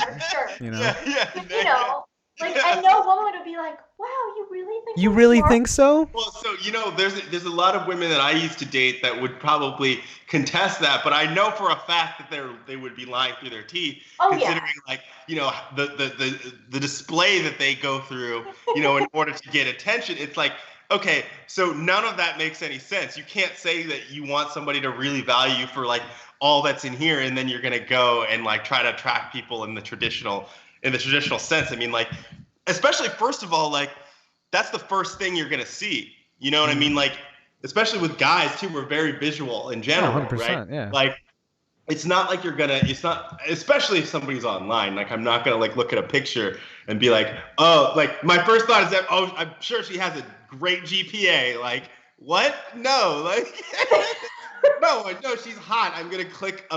I like the way that looks. It's Right. like, and that's fine too. Like, just like at least like being able to admit that to yourself too is probably a lot easier than like holding it in and being And the upset. other thing about it is, I feel like, because I mean, I have a lot of anime right friends, which is like right wing, like they're not even libertarian, like they're Yeah. Like TradCon. So I have a lot of anon friends on Twitter, and multiple people have admitted to me like, yeah, when I started following you, I thought one thing, but then I just stuck around and I think something else now. Yeah, for That's, sure. I Yeah. admire that. Like, I like that people can admit that, Yeah, but yeah. don't Yeah. just act like, oh, I never thought that. Like, Yeah. Oh, the humanity, the pearl No, clutching of it all. It's it's so Yeah, dumb. I mean, it's so dumb. I mean, Yeah. my thing was like when I first started following you, I was like, oh, hot cosplay chick, cool. And then like hit follow, and then you started saying cool shit, and I was like, wait a second, this person's actually interesting. well, actually, I started following you back when you had some beef a little bit with MJ back in the day. That was kind of what got me on the wagon. Oh, the manufactured beef, yeah. Yeah, Because well, I never had a beef. I know. That's- Well, and that was Manufactured beef. I was not aware followed of any of followed this. I don't- MJ before I followed you. Oh, right, with that chick. Yeah, that's right. Yeah. Yeah, I'm blocked. That's right. I forgot about this. I'm blocked by like every other female libertarian on Twitter at this point. So yeah. There you Well, go. you know, Well, I wonder. We should compare. This should be a way for us to figure out like how many people have blocked us, and like compare. I said that in a tweet like 3 months ago. I'm like, in not next to your following and your followers, it should also have your blocked and blocked by. Yeah, and blocked by. I want that. Well, no, I don't know if that should be public necessarily, but like, but if you want it to be, the option should be there. Like if you want to probably display who blocked you and who you've blocked, it should be like right underneath it. Instead of 2, there should be 4 categories. Well, and the reason that I would do it isn't even to be like, here's who has me blocked. Look at these people. I get tagged so much in threads because we have a lot of mutual followers. Right. And I have to say, this person has me blocked. Then it makes me look like I'm bragging about it, but I'm not bragging. I'm just telling them, hey, don't tag me in this. I'm blocked. I can't see it. I can't see it. Yeah. That's actually a good point. It would be a good tool to use so that people wouldn't tag each other in things if they're blocked by those people. That's definitely. I think you give people too much credit. They're not going to cross-reference, be like, oh. So then, what's the point of having it public?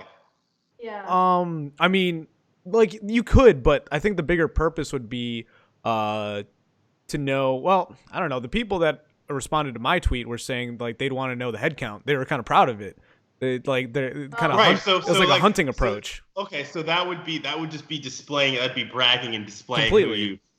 See, I would say that would not need to be a public function then in that case, No. like because you could just like have it and then you can like post like, hey, I'm blocked by these people if you want. Well, the reason I posted that tweet at the time is I don't know, I don't even remember when it was exactly, but whatever the political climate was, people were blocking each other like crazy, and I kept seeing people like essentially scalp each other, like, oh, look who blocked me today, and they're posting screenshots. So like my response to that was like, why don't we just have this like section where instead of having like screenshot it and tweet it, you just have it up there, and if you're like curious, like, oh, who blocked my friend, just go to their profile and check it out. Yeah, I stopped doing that though. I hit a point where posting when people block. Oh, I do that all the time. I love it. I know you do. I realized specifically with women, if you don't make a post saying, haha, this person blocked me, they get even angrier. Oh. Because you're not talking wait, about so how do they know? But how do they know when you make that post? Like people tell them or something? Because there's few people that don't have me blocked that will report back. Right. Got it. So gossipy. Yeah, it's bad. That's all. So I realized it's way more funny when someone blocks me to just say nothing and just keep tweeting like I'm going. Like nothing happened. Like you didn't even notice. Yeah. Well, so my thing is, people with me, when people block me, they don't like it's not like we're in a conversation. They block me a lot. People just decide that they don't like what I'm tweeting, I guess, and they block me, or they don't like. Yeah, like Hotep Jesus did that. Nick Fuentes did that. Yeah, Hotep Jesus blocked me a long time ago. I have no idea why. And there was no conversation. It was nothing. It was like after a live stream in which. Your name was Hotep something? No. This was. Yeah, I did that after. right after he got blocked, I changed my name to Hotep. I was in one of his live streams. The one where he did with Shiva Aridori, and I made a bunch of like super chats. After that, he blocked me. I don't know why. He took your money and then he blocked you? Yeah, right. That's just a bad capitalism. But who else has blocked me? Nick Fuentes blocked me for some reason. I don't know why. Oh, Nick Fuentes blocked me because I told someone else in a thread where he was tagged that if they wanted to be blocked by him, all they had to do was call him short, and he blocked me. Whoa, nice. I didn't even say That's it. It's wild. true, but I didn't say it. That's wild. No, I don't know what happened with me. Like I don't know. I did one video about him. I don't know. That's a good joke, by the way, Mac. Like he blocked me after, I think, because I was like saying that I agreed with him on some stuff, and I don't know if that you know what I mean? Like, because I do agree with him on some things, but not everything. Right. You know what I mean? It's just like some of his stuff is kind of ridiculous. I'm glad he's out there. That's the way I put it. But I'm glad he's out there. I found there. that he blocked me. No conversation, like there was no back and forth. I didn't say he was short or anything like that. Carlos Maza blocked me a really long time ago, which I found out during the adpocalypse. I didn't know that he had blocked me.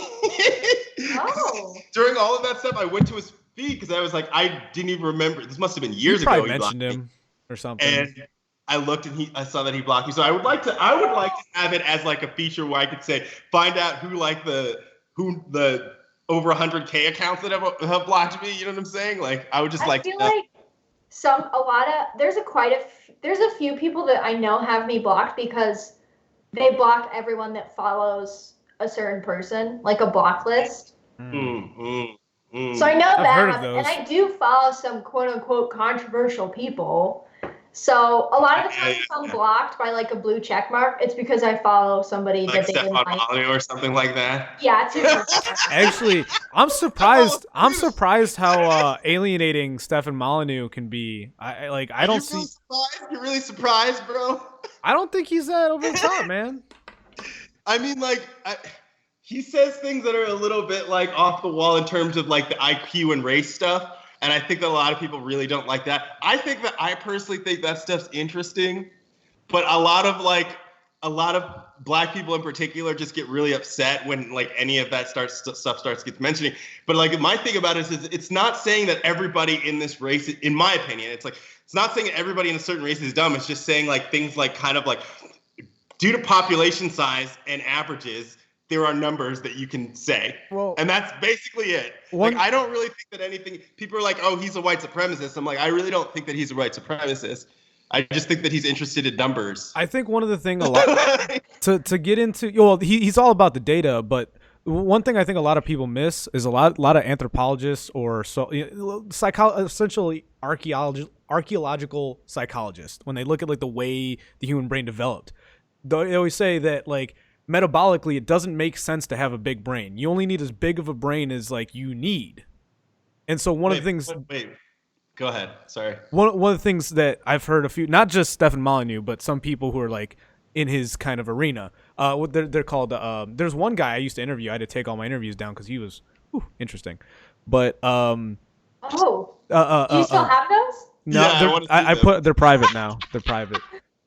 Yeah, I rewatched them. Actually, put out like pieces of content, like little snippets of it. I can. I mean, I can still download them and I can still talk to that weird guy. I don't try to go look back in time that far, but I was going through recently and I was like, I don't want to leave that up anymore. But he was a racial realist is what he called himself. Racial realist. Yeah. And the thing is, like, I don't know. I didn't buy into it, but I was really, he seemed really about it, and he seemed to have figures and stuff, and who was it? Interesting. What's his name? He's not on Twitter anymore. I'm pretty sure he retreated to Minds and Gab, and that's where he's at now. Andron, Andron. Andron. I remember that's what I always typed in whenever I put him on Skype. I forget his name. Andron was like his last name. Forget. Well, his website is Darwin Subspecies. You can go to his website right now. Oh. You know who that is? Yeah. Yeah. What's up with this guy? He's an interesting. Okay, so you know who I'm talking about. There you go. I had him on my stream about 4 times. You guys are deeper than me, man. You're deeper than me on the internet lore, man. I got to get up on my shit. I'm not. I try to I know a lot of deep lore about like people on the internet that other people don't know exist. Sure, yeah. And like if I tried to explain it to people, they would be like, "Who the what?" Like, but then when it comes up, I'm like, "I know that person." Yeah. A lot of the quartering surprised me. Like that was one of the moments where I was like, "Yeah, I really watched the quartering." You're like, there's one of the YouTubers I watch semi-religiously. Whenever the headline is something I care about, I normally like his take on it. But I mentioned that to Mac. Quartering, Jeremy. Oh yeah.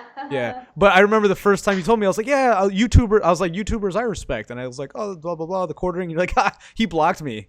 Like, that was the first time. Like, oh, no. He didn't block me, but we had a small beef. Yeah. You told me about it. Because he had beef with people that I liked. So I just, poked fun at him, and he didn't like it. So he drunkenly unfollowed me one night, and I called him out on it, and he got mad.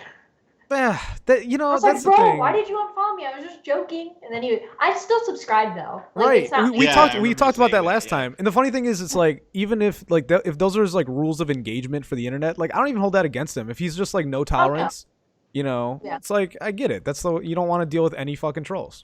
Cool. I mean, I watch his videos every now and then. It's fine. I watch a lot of. He does a very good job. I probably wouldn't like them as a person, and we probably wouldn't get along. But they have good takes sometimes, so I watch their videos. Yeah, for sure. So- Yeah, I mean, you got to be able to be open. This is the thing about the optics and all that stuff we're talking about before. You got to be able to be willing to listen to what people say, even if you don't necessarily like them. Yeah. Like, Or like I mean, you them can as learn people. stuff. You can learn things. You can, yeah, exactly. Like them as people, right? You can learn things from people that you might not necessarily agree with on everything. That's what I'm saying. It's like, Lolo Tomasi can rot in hell. Whoa, why? I don't know. Jesus Christ, I just like to go hyperbolic. That is recorded on the internet. This is on a recording line, my guy. I'm tagging him right now. I mean, I would hope that if he's as This intelligent, is gonna get clipped, if man. he's as Oh, it's intelligent as you give him credit, I would hope that he would understand me being hyperbolic. Just read the book. Read the book, man. Yeah, I'm not buying the book. You don't have to buy it. You can literally Get it rent from the library, it on yeah. audiobook. Right, yeah, dude, just audiobook it, man. I'm Big telling you. him. You're gonna be purple pilled forever if you Dude, it's being one with the Dow. You haven't checked out my Dow streams, homie. I told him, Mac, I told him earlier that he sounded purple pilled. Yeah, that's what started the beef. That's what started the Yeah. beef. Started all of this. Them's fighting It's words. just whenever anybody has any resistance at all to just like those ideas, either they're like pulling back because like it's like you're programming going no don't like even when I was reading the book there are some things I like closed it and I was like that doesn't make sense because I'm reading it, so I'm like I don't do that blah blah blah, and then you sit down and you're like okay well now I'm being emotional, now the book's proving it right. Right, exactly. You're like oh right. They got me. Yeah, I mean, there's definitely points in time where you're just like, my thing with checking all that stuff out was like, I had to confront like the whole kill the beta thing. It's like I had to like confront the idea that like, yeah, I'm doing some of this dumbass nonsense, you know?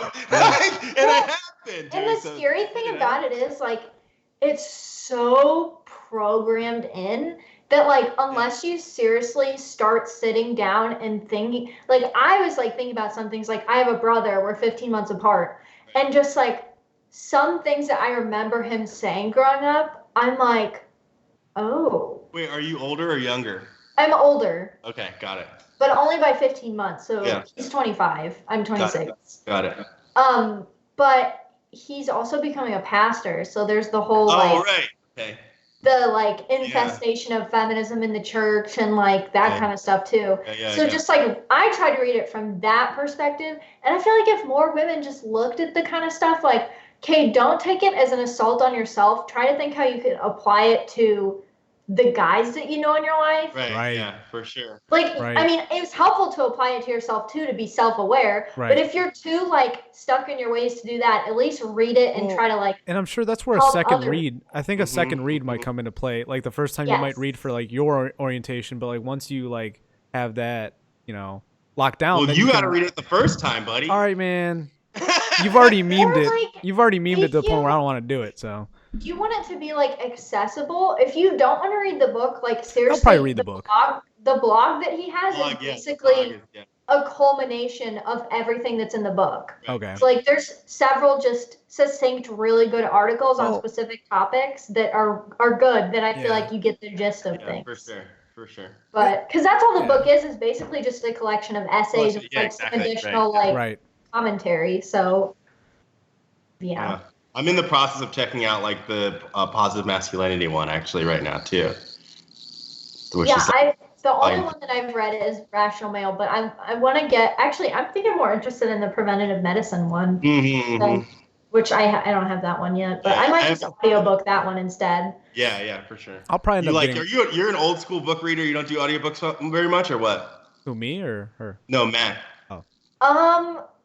I like paper. Like my mom bought me a Nook for Christmas in like 8th grade, and I don't think I ever touched it because I like to like hold paper. But I have like a data entry job, and since part-time, and since I've done that, I just play audiobooks all day. Oh, right, for sure. So like, yeah. I need something to keep me awake and like be, you know, involving my mind than just typing. So what do you think about? There's some people that, and I've actually experienced this a lot with the women, had told me when I talk about like doing audiobooks, the immediate response is, that's not the same. That's not reading. That doesn't count. What do you think about that? That's dumb. Yeah.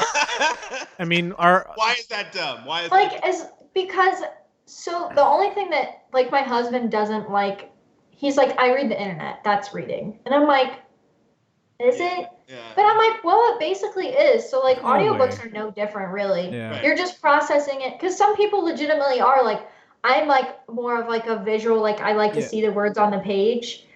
But then I started listening to audiobooks, and I do have to replay some stuff or like re-listen to chapters sometimes, just like I'm like, wait, gotta go back. I do a podcast all the time.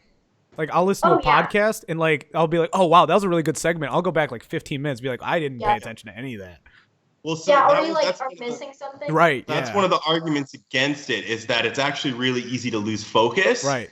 When you're listening to an audiobook versus like when you're reading a book, excuse me, once you get into like the flow state, you are more likely to be able to focus longer on it. But my thing about it is, the reason why I like audiobooks is because I'm able to actually do tasks like you were saying. You can do data entry. I'm able to do tasks that require like low amounts of cognitive energy at the same time. So I feel like I'm just getting more things done, and I can still discuss the material as long as I pay attention. I also feel like, honestly, the oh well, you can use your place argument, I don't think that's a good one, because I do get at a point sometimes where if I'm reading for too long, or if I'm like reading before I go to sleep, I will read entire pages and then go, what? Yeah. What? I mean, I think that definitely happens. I mean, can you guys fall asleep with a book in your hand, like literally be falling asleep and just flop your head?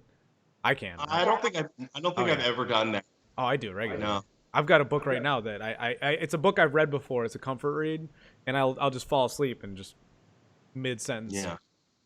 Well, that's why I had to. I'm trying to get into reading a lot more, but because I have like a stack of like libertarian philosophy books, you cannot read those before bed because you will fall asleep. Oh, for yeah. Sure. Yeah. Like 2 pages in, you're out. So like if I'm reading before bed, I try to read like a fictional book that like it doesn't really matter if I fall asleep. Yeah. Or remember it, I can go back. But if you guys heard anything about I can't remember who it was. It was probably someone on Rogan, guys. I'm guessing, but they were talking about the idea that we went from an oral tradition society, obviously earlier, then and then we went to more of a text based, and now we're returning back to oral tradition again.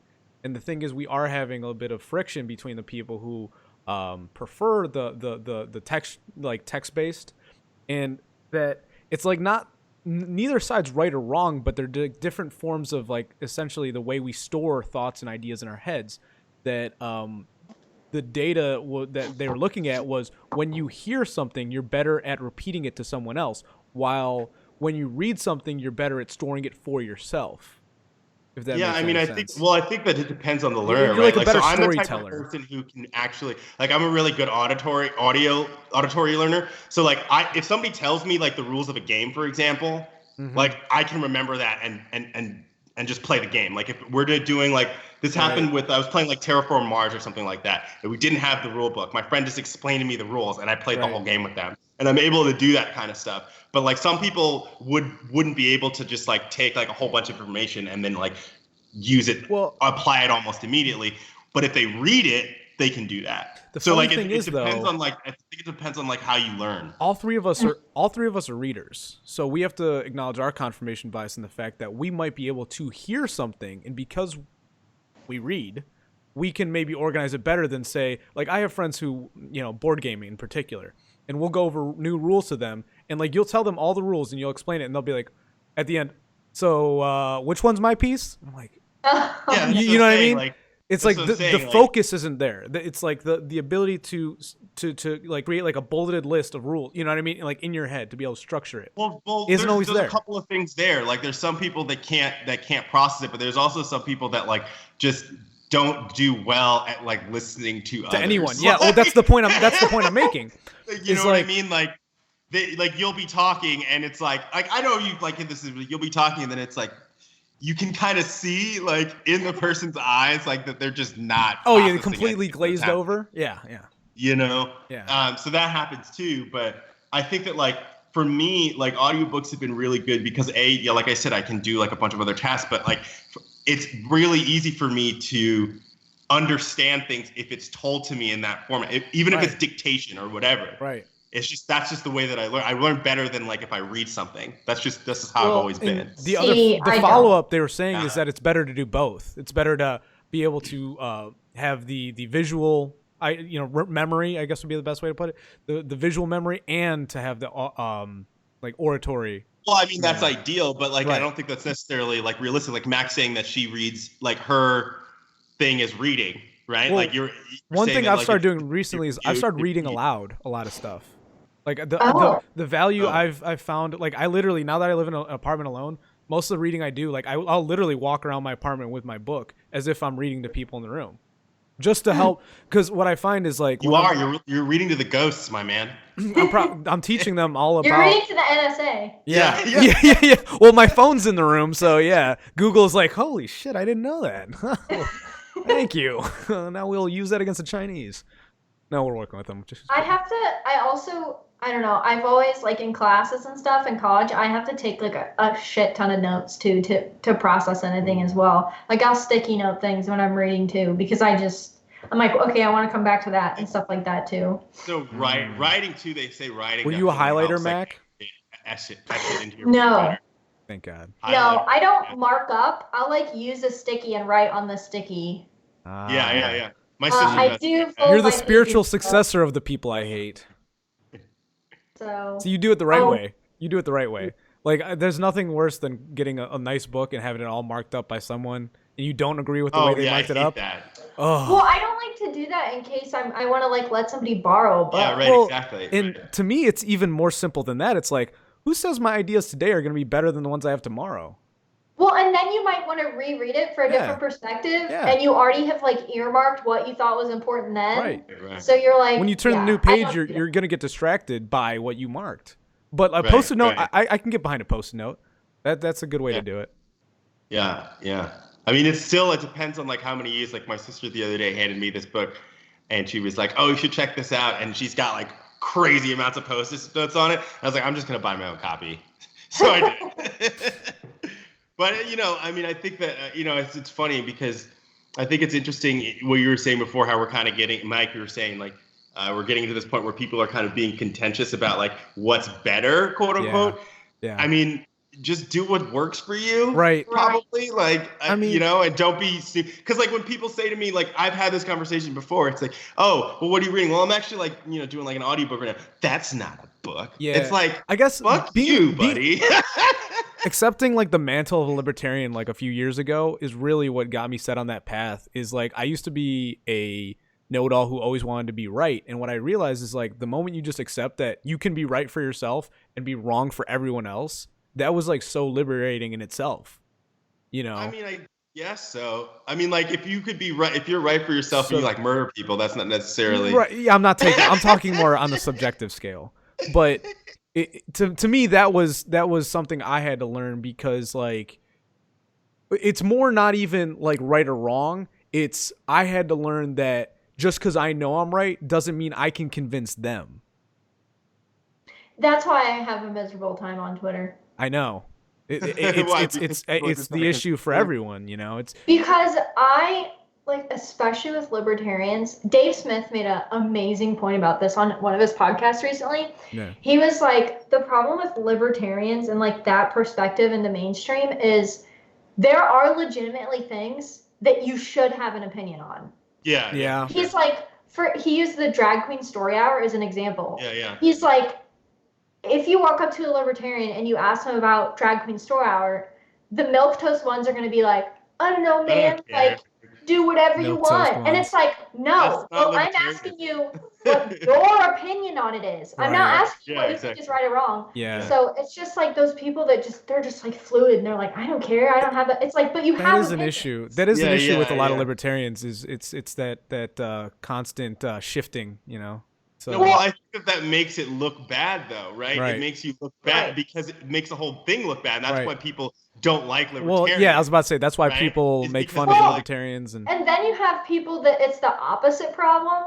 There's libertarians that they don't really, they'll pretend, I should say they pretend they don't have opinions. Like, I know they have opinions on this stuff. They just say that they don't because they don't want to offend people. Right. And then if you do have an opinion on it, just an opinion, like, I don't think spanking your kids is good. Libertarians will be like, well, you're trying to be morally superior. It's like, no, I'm just stating my opinion on something. Yeah, libertarians are supposed to be like, yeah, you're allowed to like not spank your kids if you don't want. That's the whole point. Well, that's just an example. But yeah, no. I get you. Libertarians have gotten angry at that, which makes no sense. Wait, they get angry because you say that you don't agree with spanking your kids. They're like, you should want to spank your kids or something. Yeah. You've brought this up before. But this kind of goes back to like what you guys were talking about earlier about like parenting. Like, yeah. I find that people, parenting's a weird topic in general. If they were parented a certain way, they are afraid to admit that it wasn't the best way because that means they inherently are like, well, then something was wrong. Right. It's like, no, maybe your identity is tied a lot to parenting. And actually, you know, we were talking earlier. Well, I don't know if we got into like the no eggs concept, but it's I figured I'd get one of those. But the whole concept behind that is you know, well, oh shoot, I got to focus on the joke. I forgot the point I was trying to make. That's like the fertility stuff and like identity. The fertility stuff, but as a point back to how that tied in with I don't know, with people's identity based on the fact that they were parented a certain way. They don't want to admit that maybe something was wrong with the way that they were parented. That's why Jesse Lee Peterson just says everybody's got to forget their parents. That's what I was going to get into. The no eggs is the fertility side of things. Is sometimes people acknowledge that their parent, like we're saying that they don't want to acknowledge that was bad. Some people might acknowledge that was bad, and that's precisely why they might not want to have kids. You know, and that might be like from a spiritual perspective, it's like you can break the chain. It's like you are your own entity and you can break the cycle. Some people don't like acknowledge that, you know, that just because your parents might have been awful parents to you doesn't mean you can't be the best parent of all time. Like there's nothing. That's just people being scared though. No, and the thing is the fear. I'm not even really judging them. That's unfair of me to do, and I like to make bad jokes, but like that's one thing that I really wish more people would like understand, that like being at your worst is just the ability to be your best. Like I think some of the best parents I've ever seen are people that are like, yeah, I went through foster care and blah blah. Now I just want to make sure no one, like that story happens so many times, and it's like that apprehension towards your parenting is what made you look. I'm sure they read through books voraciously and they were looking up the studies and trying to figure out all the stuff that we're, you know, kind of just talking ad lib about. Or they just like, I don't know. My dad, like his parents got divorced when he was 17. And he got like coat hangered, like serious shit. And that's why his parents got divorced when he was 17. And my dad's amazing. Like I think I got hit once with a belt, and I remember it when I was like 7. And my dad felt like he will still apologize for it, like to this day, because he feels bad. So like it's legitimately possible to like grow up and like with like a terrible mom or dad, because like I love my grandpa when he's alive, but it was his mom mostly that was the perpetrator. But it was on him. He had a sister. So I'm coming from a perspective of my mom's an immigrant and like, you know, black immigrant. And so a lot of us got beat growing up. That's just kind of how it is. Like La Chancla? Well, it was like, it's like the shoe. So the shoe, shoe, or spoon. Belt, spoon. I got hit with a fire hose one time. It was like a bunch of stuff, man. It was like anything that she could get her hands on. My dad was very much not like, he's American. He's very much not about that. You know what I'm saying? But like, so I kind of got like two kind of perspectives on that. And like, I don't know. I don't know where I am on that. I don't have any kids yet, but like, man, I feel like there's some times where you just got to smack your kid. Yeah. Mac, we talked about this. I can't remember if it was the first time I had you on or the second time I had you on, but we talked about this. Second time. I think it was the second time too. I that's what I was going to guess. But I am very staunch opponent of not, and this is the thing, is it's like the moment you say you think you should hit your kids, people are like, oh, you do it all the time. It's like, no. It's like so it's the 10-90 rule. It's like you do it 10% of the time so you can threaten it 90% Well, of the time. yeah, so that's actually a good point. But my thing is, it's like I think different kids. I think this goes back to different kids are different. Right. Because honestly, I think that my brother got more fucked up by that than I did. Oh. You know what I'm saying? Yeah. Like, the whole but first he child, also, second like, child, third child concept, like that's a Right, thing too right. that we didn't address at all. But he also did have a little bit more run-ins in that regard than I did too. So like there's you were the firstborn though, yeah. I was the firstborn. Yeah, I'm the See? oldest. Yeah. So it's like you were the trailblazer. So I don't know, like there's like different perspectives on that too. Like, yeah, I think it's a very complicated issue too because it's like where it's like I know you don't. I know it's just like cut and dry. That's fine. But it's like there's some kids that are just like Mac. I was gonna say, Mac, you're unique. You can't admit that most kids learn a lesson off of one experience. Yeah, that's true. You have to admit you are unique in that domain. I think you're right about that. I think that one word. Yeah, I would say. Oh no, I'm not. Like, I'm not saying like, oh, I never needed to get hit. Like, there were probably times where I needed to get hit by a lot of perspectives after that. But my dad just like going what he went through, like seeing how I reacted to being hit. He was, I think it was like PTSD, like, oh shit, like. Yeah, for sure. Yeah, that makes sense. I'm just saying. That one experience obviously had a profound impact on you, right? Oh yeah, and I mean, my mom spanked us all the time. Oh, your mom. Oh yeah, your mom. Okay, there it is. Okay. All the time, like my brother and I. But we both had severe anxiety, so Okay, well, so that's the same thing. So like that's the thing. I think that affected my brother in that kind of way, but me, it didn't affect in that way. Yeah. Like you know what I mean? And so like there. So do you think I'm like one of those kids who got beat, and then I just like didn't do the thing anymore, and then I kind of moved on. You know what I mean? What do you think's worse then, beating your kid or always supervision for as far as creating anxiety as an adult? Well, I mean, we have a lot of kids right now that are always supervised, right? Because they're usually inside and stuff. So we'll see. They're saying anxiety is through the roof now, and I think it's because they're used to being watched. Why would constant supervision make you anxious? You mean like because you're worried you're going to do something wrong or something like that? That's what I'm saying. It's like it might almost be worse to be constantly supervised and never hit than being hit but having a longer leash. That's the. Well, yeah, they're supposed to go hand in hand. I'm framing it, like, the reason why you don't hit your kids is because you've explained to them and you understand like they're human beings and they're going to need to go off on their own. Like actually, there's a really good podcast on the like supervision aspect. Mm-hmm. Because I think that's something like more people agree on. I mean, God, I cannot. You've heard the expression. There's an expression, and I think Rogan brought it up, but I've heard it other places too. Yeah. The free range parenting concept. Yeah. Free play. Free. They call it free range, like free range chickens or free range cows. Same kind of concept, but but that's kind of it's coming back because that kind of thing kind of disappeared after a while because people started getting super paranoid and stuff because of like, I mean, my theory is that like media kind of made people super paranoid because we're all constantly seeing things like, oh, kids getting kidnapped and like the milk carton things and all that kind of stuff. And then people, think of who grew up as free play kids, like they got too scared with their kids be latchkey or whatever, you know what I'm saying? I feel like every boomer has like a story of, we played out in the yard and mom rang the bell and that's when we came home for supper. That was it. We didn't worry about anything. We just kind of. That's what I did. Yeah, that's what I did too. When the street lights came on, I had to be home. Right, yeah. That was it. Yeah, definitely. I lived in the middle of nowhere.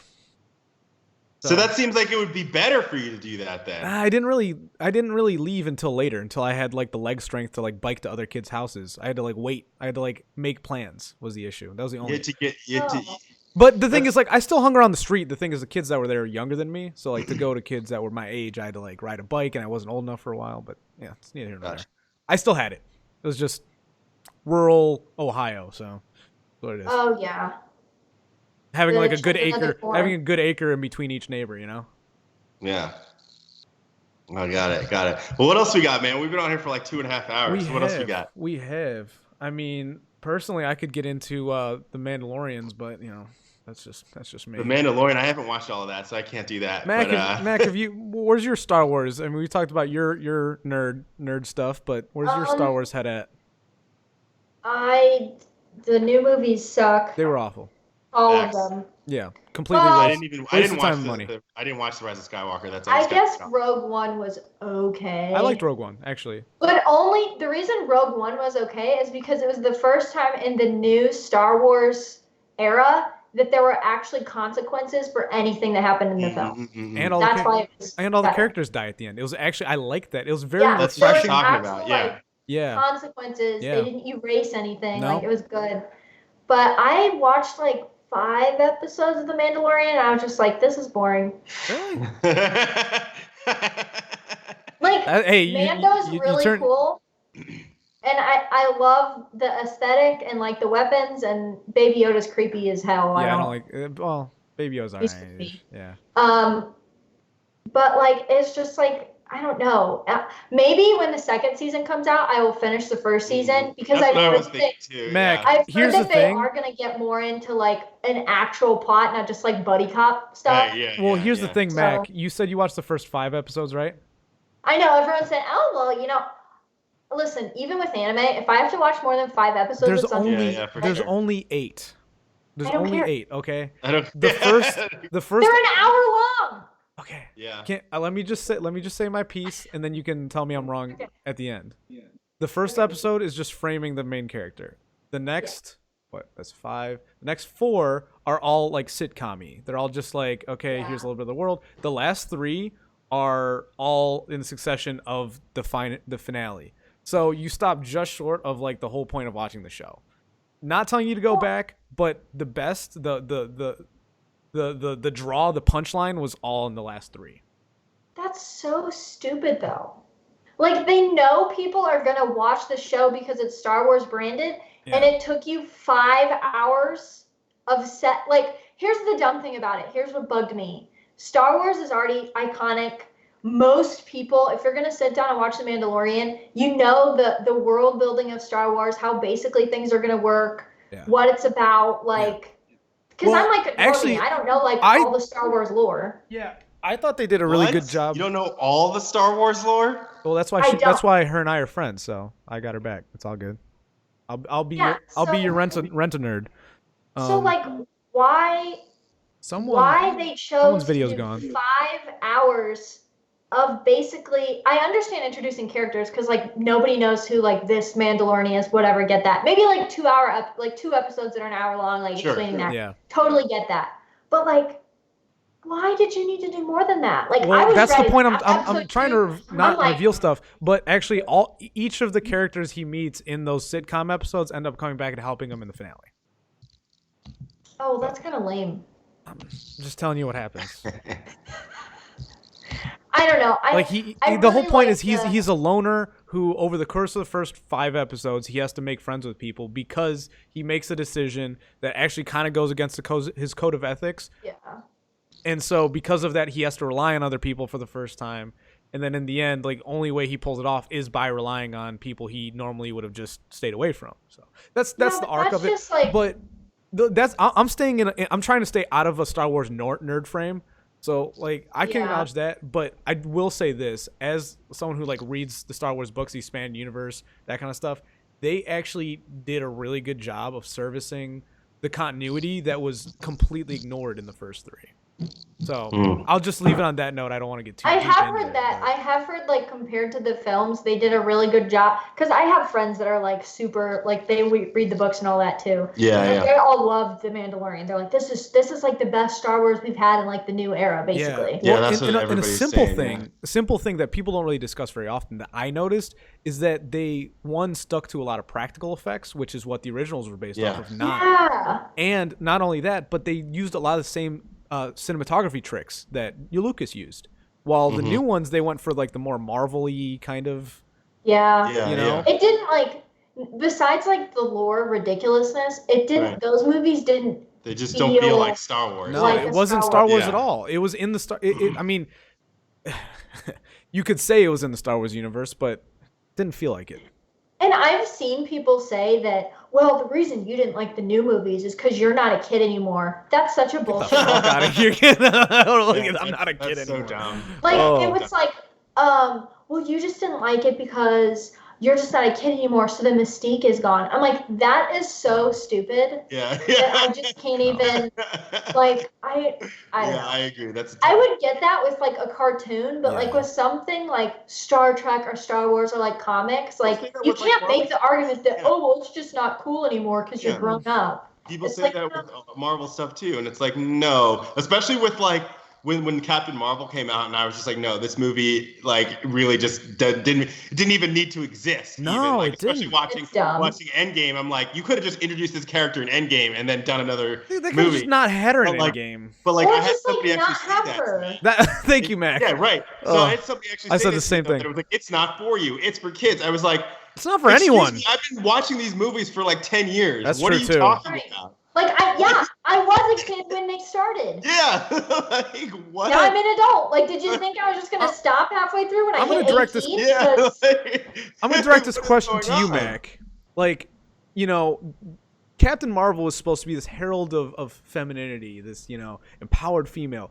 Do you feel that there's like a demographic that really was screaming for that? I mean, obviously you have your comic book women; they're out there. But do you think the real they don't like women, Carol Danvers either, dude? That's the point I'm making. Yeah, they know that the ones who know their shit already have good characters. They don't need this one. Well, first of all, they have their favorites. Why did we get? I went to see Captain Marvel only because, literally the only reason I went is because they pulled this scheme on everybody. They released it right before Endgame. And I released a review saying, if you're just going to see this because you're worried about Endgame, don't bother. Because you don't need to see it. That's what I heard too. I watched it way after. I watched it like a month ago, actually, because I got Disney Plus for free. So I was like, fuck it. I watched it. I had low expectations. It was worse than I expected. Well, you know, I went into it. I actually have a review. I did a review of it on my channel because everyone was like, what did you think? I was like, it's not, I don't know. It wasn't quite as feministy as I expected. Yeah. But then I went back and was like listening to other people talk about it, and they pointed out things that I didn't really pick up on, and I was like, huh. No, it kind of was. But I like Chris said, the kind of women that read and are into comics, which is it's a small demographic, like make no mistake. Right. But the women that are actually into those kinds of things, people that read comics like Carol is not like a big person. Yeah. Well, they rebooted her book like a million times because they've been trying to shove her down our throats for like 10 years. Staying away. Rebooted her more than they've rebooted Spider-Man in the movies. Right. Seriously, like staying away from the character Carol Danvers. Just staying away from the character Carol Danvers as a whole. It's like, do these women even need the representation in live action? Because I would argue they probably don't feel the need. Why did we need a Captain Marvel when we have Gamora and Black Widow? Thank you. Yes. And Scarlet Witch. Mm-hmm. Scarlet Witch, forgot about And Scarlet Witch. I'm not a comic person. I have never been so pissed off when I found out that, like, in the comics, Scarlet Witch, like, literally could take on Thanos. I'm like, well, okay, all right. Why did you introduce Carol Danvers then? Scarlet Witch is badass. I've gone deep down, like, the fan YouTube video rabbit hole, and actually there's one I watched pretty recently that was really interesting, was the concept of not necessarily time travel, but like kind of the whole interdimensional thing, that if you go back, there's one moment that defined it for me. When you go back and watch the first moment Thanos faces Scarlet Witch, I think that was, I don't even remember, like the earliest in the timeline. She's like, I remember her line, I forget what he said, but he's like, you will remember me. And he's like, I don't even know who you are. That was the interaction. Oh, yeah. It was the first time. And the point they were making was that in Endgame, when Thanos finally beat them all, that was a younger Thanos. Because the more, if you look at our cast of people, like we watched them over 10 years. The thing is, like when you think of Thanos incepting the idea of snapping the gauntlet, for him, it probably only happened over the course of like a week. But like for our characters, we've watched them develop. And so this is kind of like a meta conversation they were having about it. But when you look at like the time frame, is every time like one of Doctor Strange's million possibilities happens, the characters we're watching are doing the one possibility where we succeed. So Thanos is naturally having an easier time each time. So he's younger. Like the ones where he had a hard time, he obviously was older, more weathered. He'd faced more heroes. So like this time around, he's literally never faced people like Scarlet Witch. He only knew that like the Tony Stark is probably the first one he met, like the first person who ever, from a probability standpoint, stopped him. You know what I mean? And so like each character like was added from that point on to a point where like Scarlet Witch was the one, and this was what the theory said. She was the one that tipped the straw that broke the camel's back. She was the one that was powerful enough to take him on.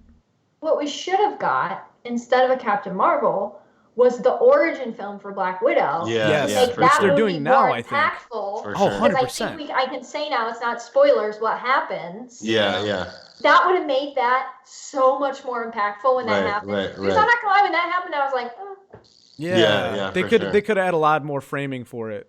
Like to make it more significant, Yeah, for sure. Because I mean, Thanos, like what they did with him as a villain, I was like, oh, he's so cool. Like, they made you feel bad for him and like understand where he was coming from. Well, because he's right. I remember when Infinity War first came out. In the universe, it's always kind of just been like, here's the heroes. They beat the bad guy. Mm-hmm. Yay! They win. With Thanos, it was like, oh my god, like this guy's really cool. Like he could win. He did technically win. Is he a like bad guy, really? Like, he's just trying to provide balance. Well, I mean, like I wouldn't say they never had that because like Magneto, to me, has always been. Magneto's been a great villain. Or that villain where he's like, I don't think Magneto's a villain. Wait, Mac, we've never discussed this over Skype. You saw my Zahir tweet, right? Legend of Korra. No. Oh, you're on. Oh. Wait, what? Avatar: The Last Airbender. Yeah. Did you watch Legend of Korra? Unfortunately. You didn't like it that much? Okay. I don't even want to talk about it. That's how much I didn't like it. Well, I watched it with my little sister, so I might have ruby-colored lenses. Like, what? Ugh. Zahir was a badass. Regardless of what they did, Zahir was one of the best villains I've ever seen. Did you only watch like the first season? No, I watched them all. No, it got worse at the end. The first season, like the end of the first season, I was like, okay, like I was worried they were gonna like tokenize it, but this isn't too bad. And then I watched the other season, and I was like, ooh, What really? the hell? It did look like tokenized Avatar to me. The thing is, season 2 they went more back in time. Did Chris? Do you watch Avatar at all? I have before, but like I'm not really like I can't really discuss it. Oh, okay. I revel in it. The whole point was there's one bad guy in it that he's one of those guys who he's very Thanos-y. That's why I wanted to bring him up because he's one of those guys who he believes he's on a divine purpose. He doesn't even think he's evil. He thinks he's literally just bringing like righteousness to the world. Yeah, but there's a difference between that and like genuinely like not having like a motive that you can neatly box into evil. Like Magneto is like that. I feel like, and like Thanos is kind of like that. Where it's this isn't even really a spoiler. Like, is this person like? If you think that you're divine and you are like called by God to do something, you could still do things that like you can neatly say like, nah, dude, like that's pretty fucked up. Well, and that's what I was gonna say. If you have like a reasoning behind what you're doing, and then you're like, and you can also make an appeal to like someone's sense of morality, which I feel like let me explain real quick. Thanos are good at doing. You can be like, are they really evil? Like Zahir's motivation is to kill the Avatar while in the Avatar state because that will end the Avatar cycle. He believes that the Avatar is unchecked power in the universe and that like it doesn't deserve to exist anymore. He thinks that like the common people and benders should just be left to their own devices. There shouldn't be one person that can control all 4 elements. So he's like, I'd have to find out. Like, I'd have to like have my own opinion about whether or not the Avatar is unchecked power in order to believe that guy. Right. That's his. Right. That's his. And then in the next season, this is probably what you didn't like about it, Mac, was the whole Rava concept. I didn't like the way they took. I didn't like the lesbianism. Well, there's lesbianism in it. Yeah, I can get over that. I can get over that. I thought that was a kid show. We can't have a girl with a male interest. So like, ooh, now she ends up with it. It was just really. It was fine. I liked Asami as a character anyway. I didn't. Okay. Well. All right, guys. I'm actually gonna sign off here. Yeah, you're the one that's I've been doing this for like we're doing like 2.5 hours. I'm gonna like go checkity check. Yeah, man. But I'm gonna let you guys continue. Well, Mac, I was gonna say you're the one with the earliest time zone. I think Mac and I were the ones staying up, so we can call it unless you want to stay on, Mac. Oh no, that's cool. I just wanted to talk about the sim thing mostly. Yeah. So. Yeah. No, I'm glad we got the sim I'm glad talk that out. you hopped on. You're awesome for doing that. I haven't like seen and talk. I haven't like talked to you like and since we did that podcast. And this is super fun. I appreciate you. Ditto. Yeah. Well, Mike, he DM'd me the other night when you guys were doing the sim thing, and I was like, no, it was Valentine's Day, so Yeah, for sure. Yeah, I mean. I wasn't sure. Honestly, I could see you being anti-Valentine's Day too. I wasn't. That was like why I reached out, because I could see you being like, "Fuck Valentine's Day, let's do a stream." So I figured I'd reach out. We didn't go anywhere. We stayed home, but that's the way. That's the way to do it. My thing, but do you guys cook together? I think that's like, to me, that's that's my romantic like thing. Before we moved in together, we used to make spaghetti every year for Valentine's Day together. That's cool. But we just kind of, now my husband is doing this fasting thing.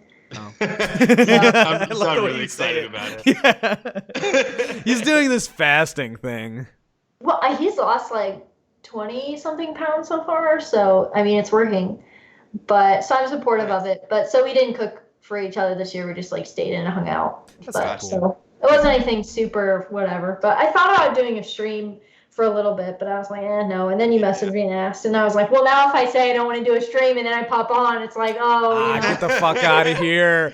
No this isn't like the blocks. Good. I'm not gonna go check. It's fine. It's all good. All right, guys. I think on that note, talking to you guys. Let's wrap up. Absolutely.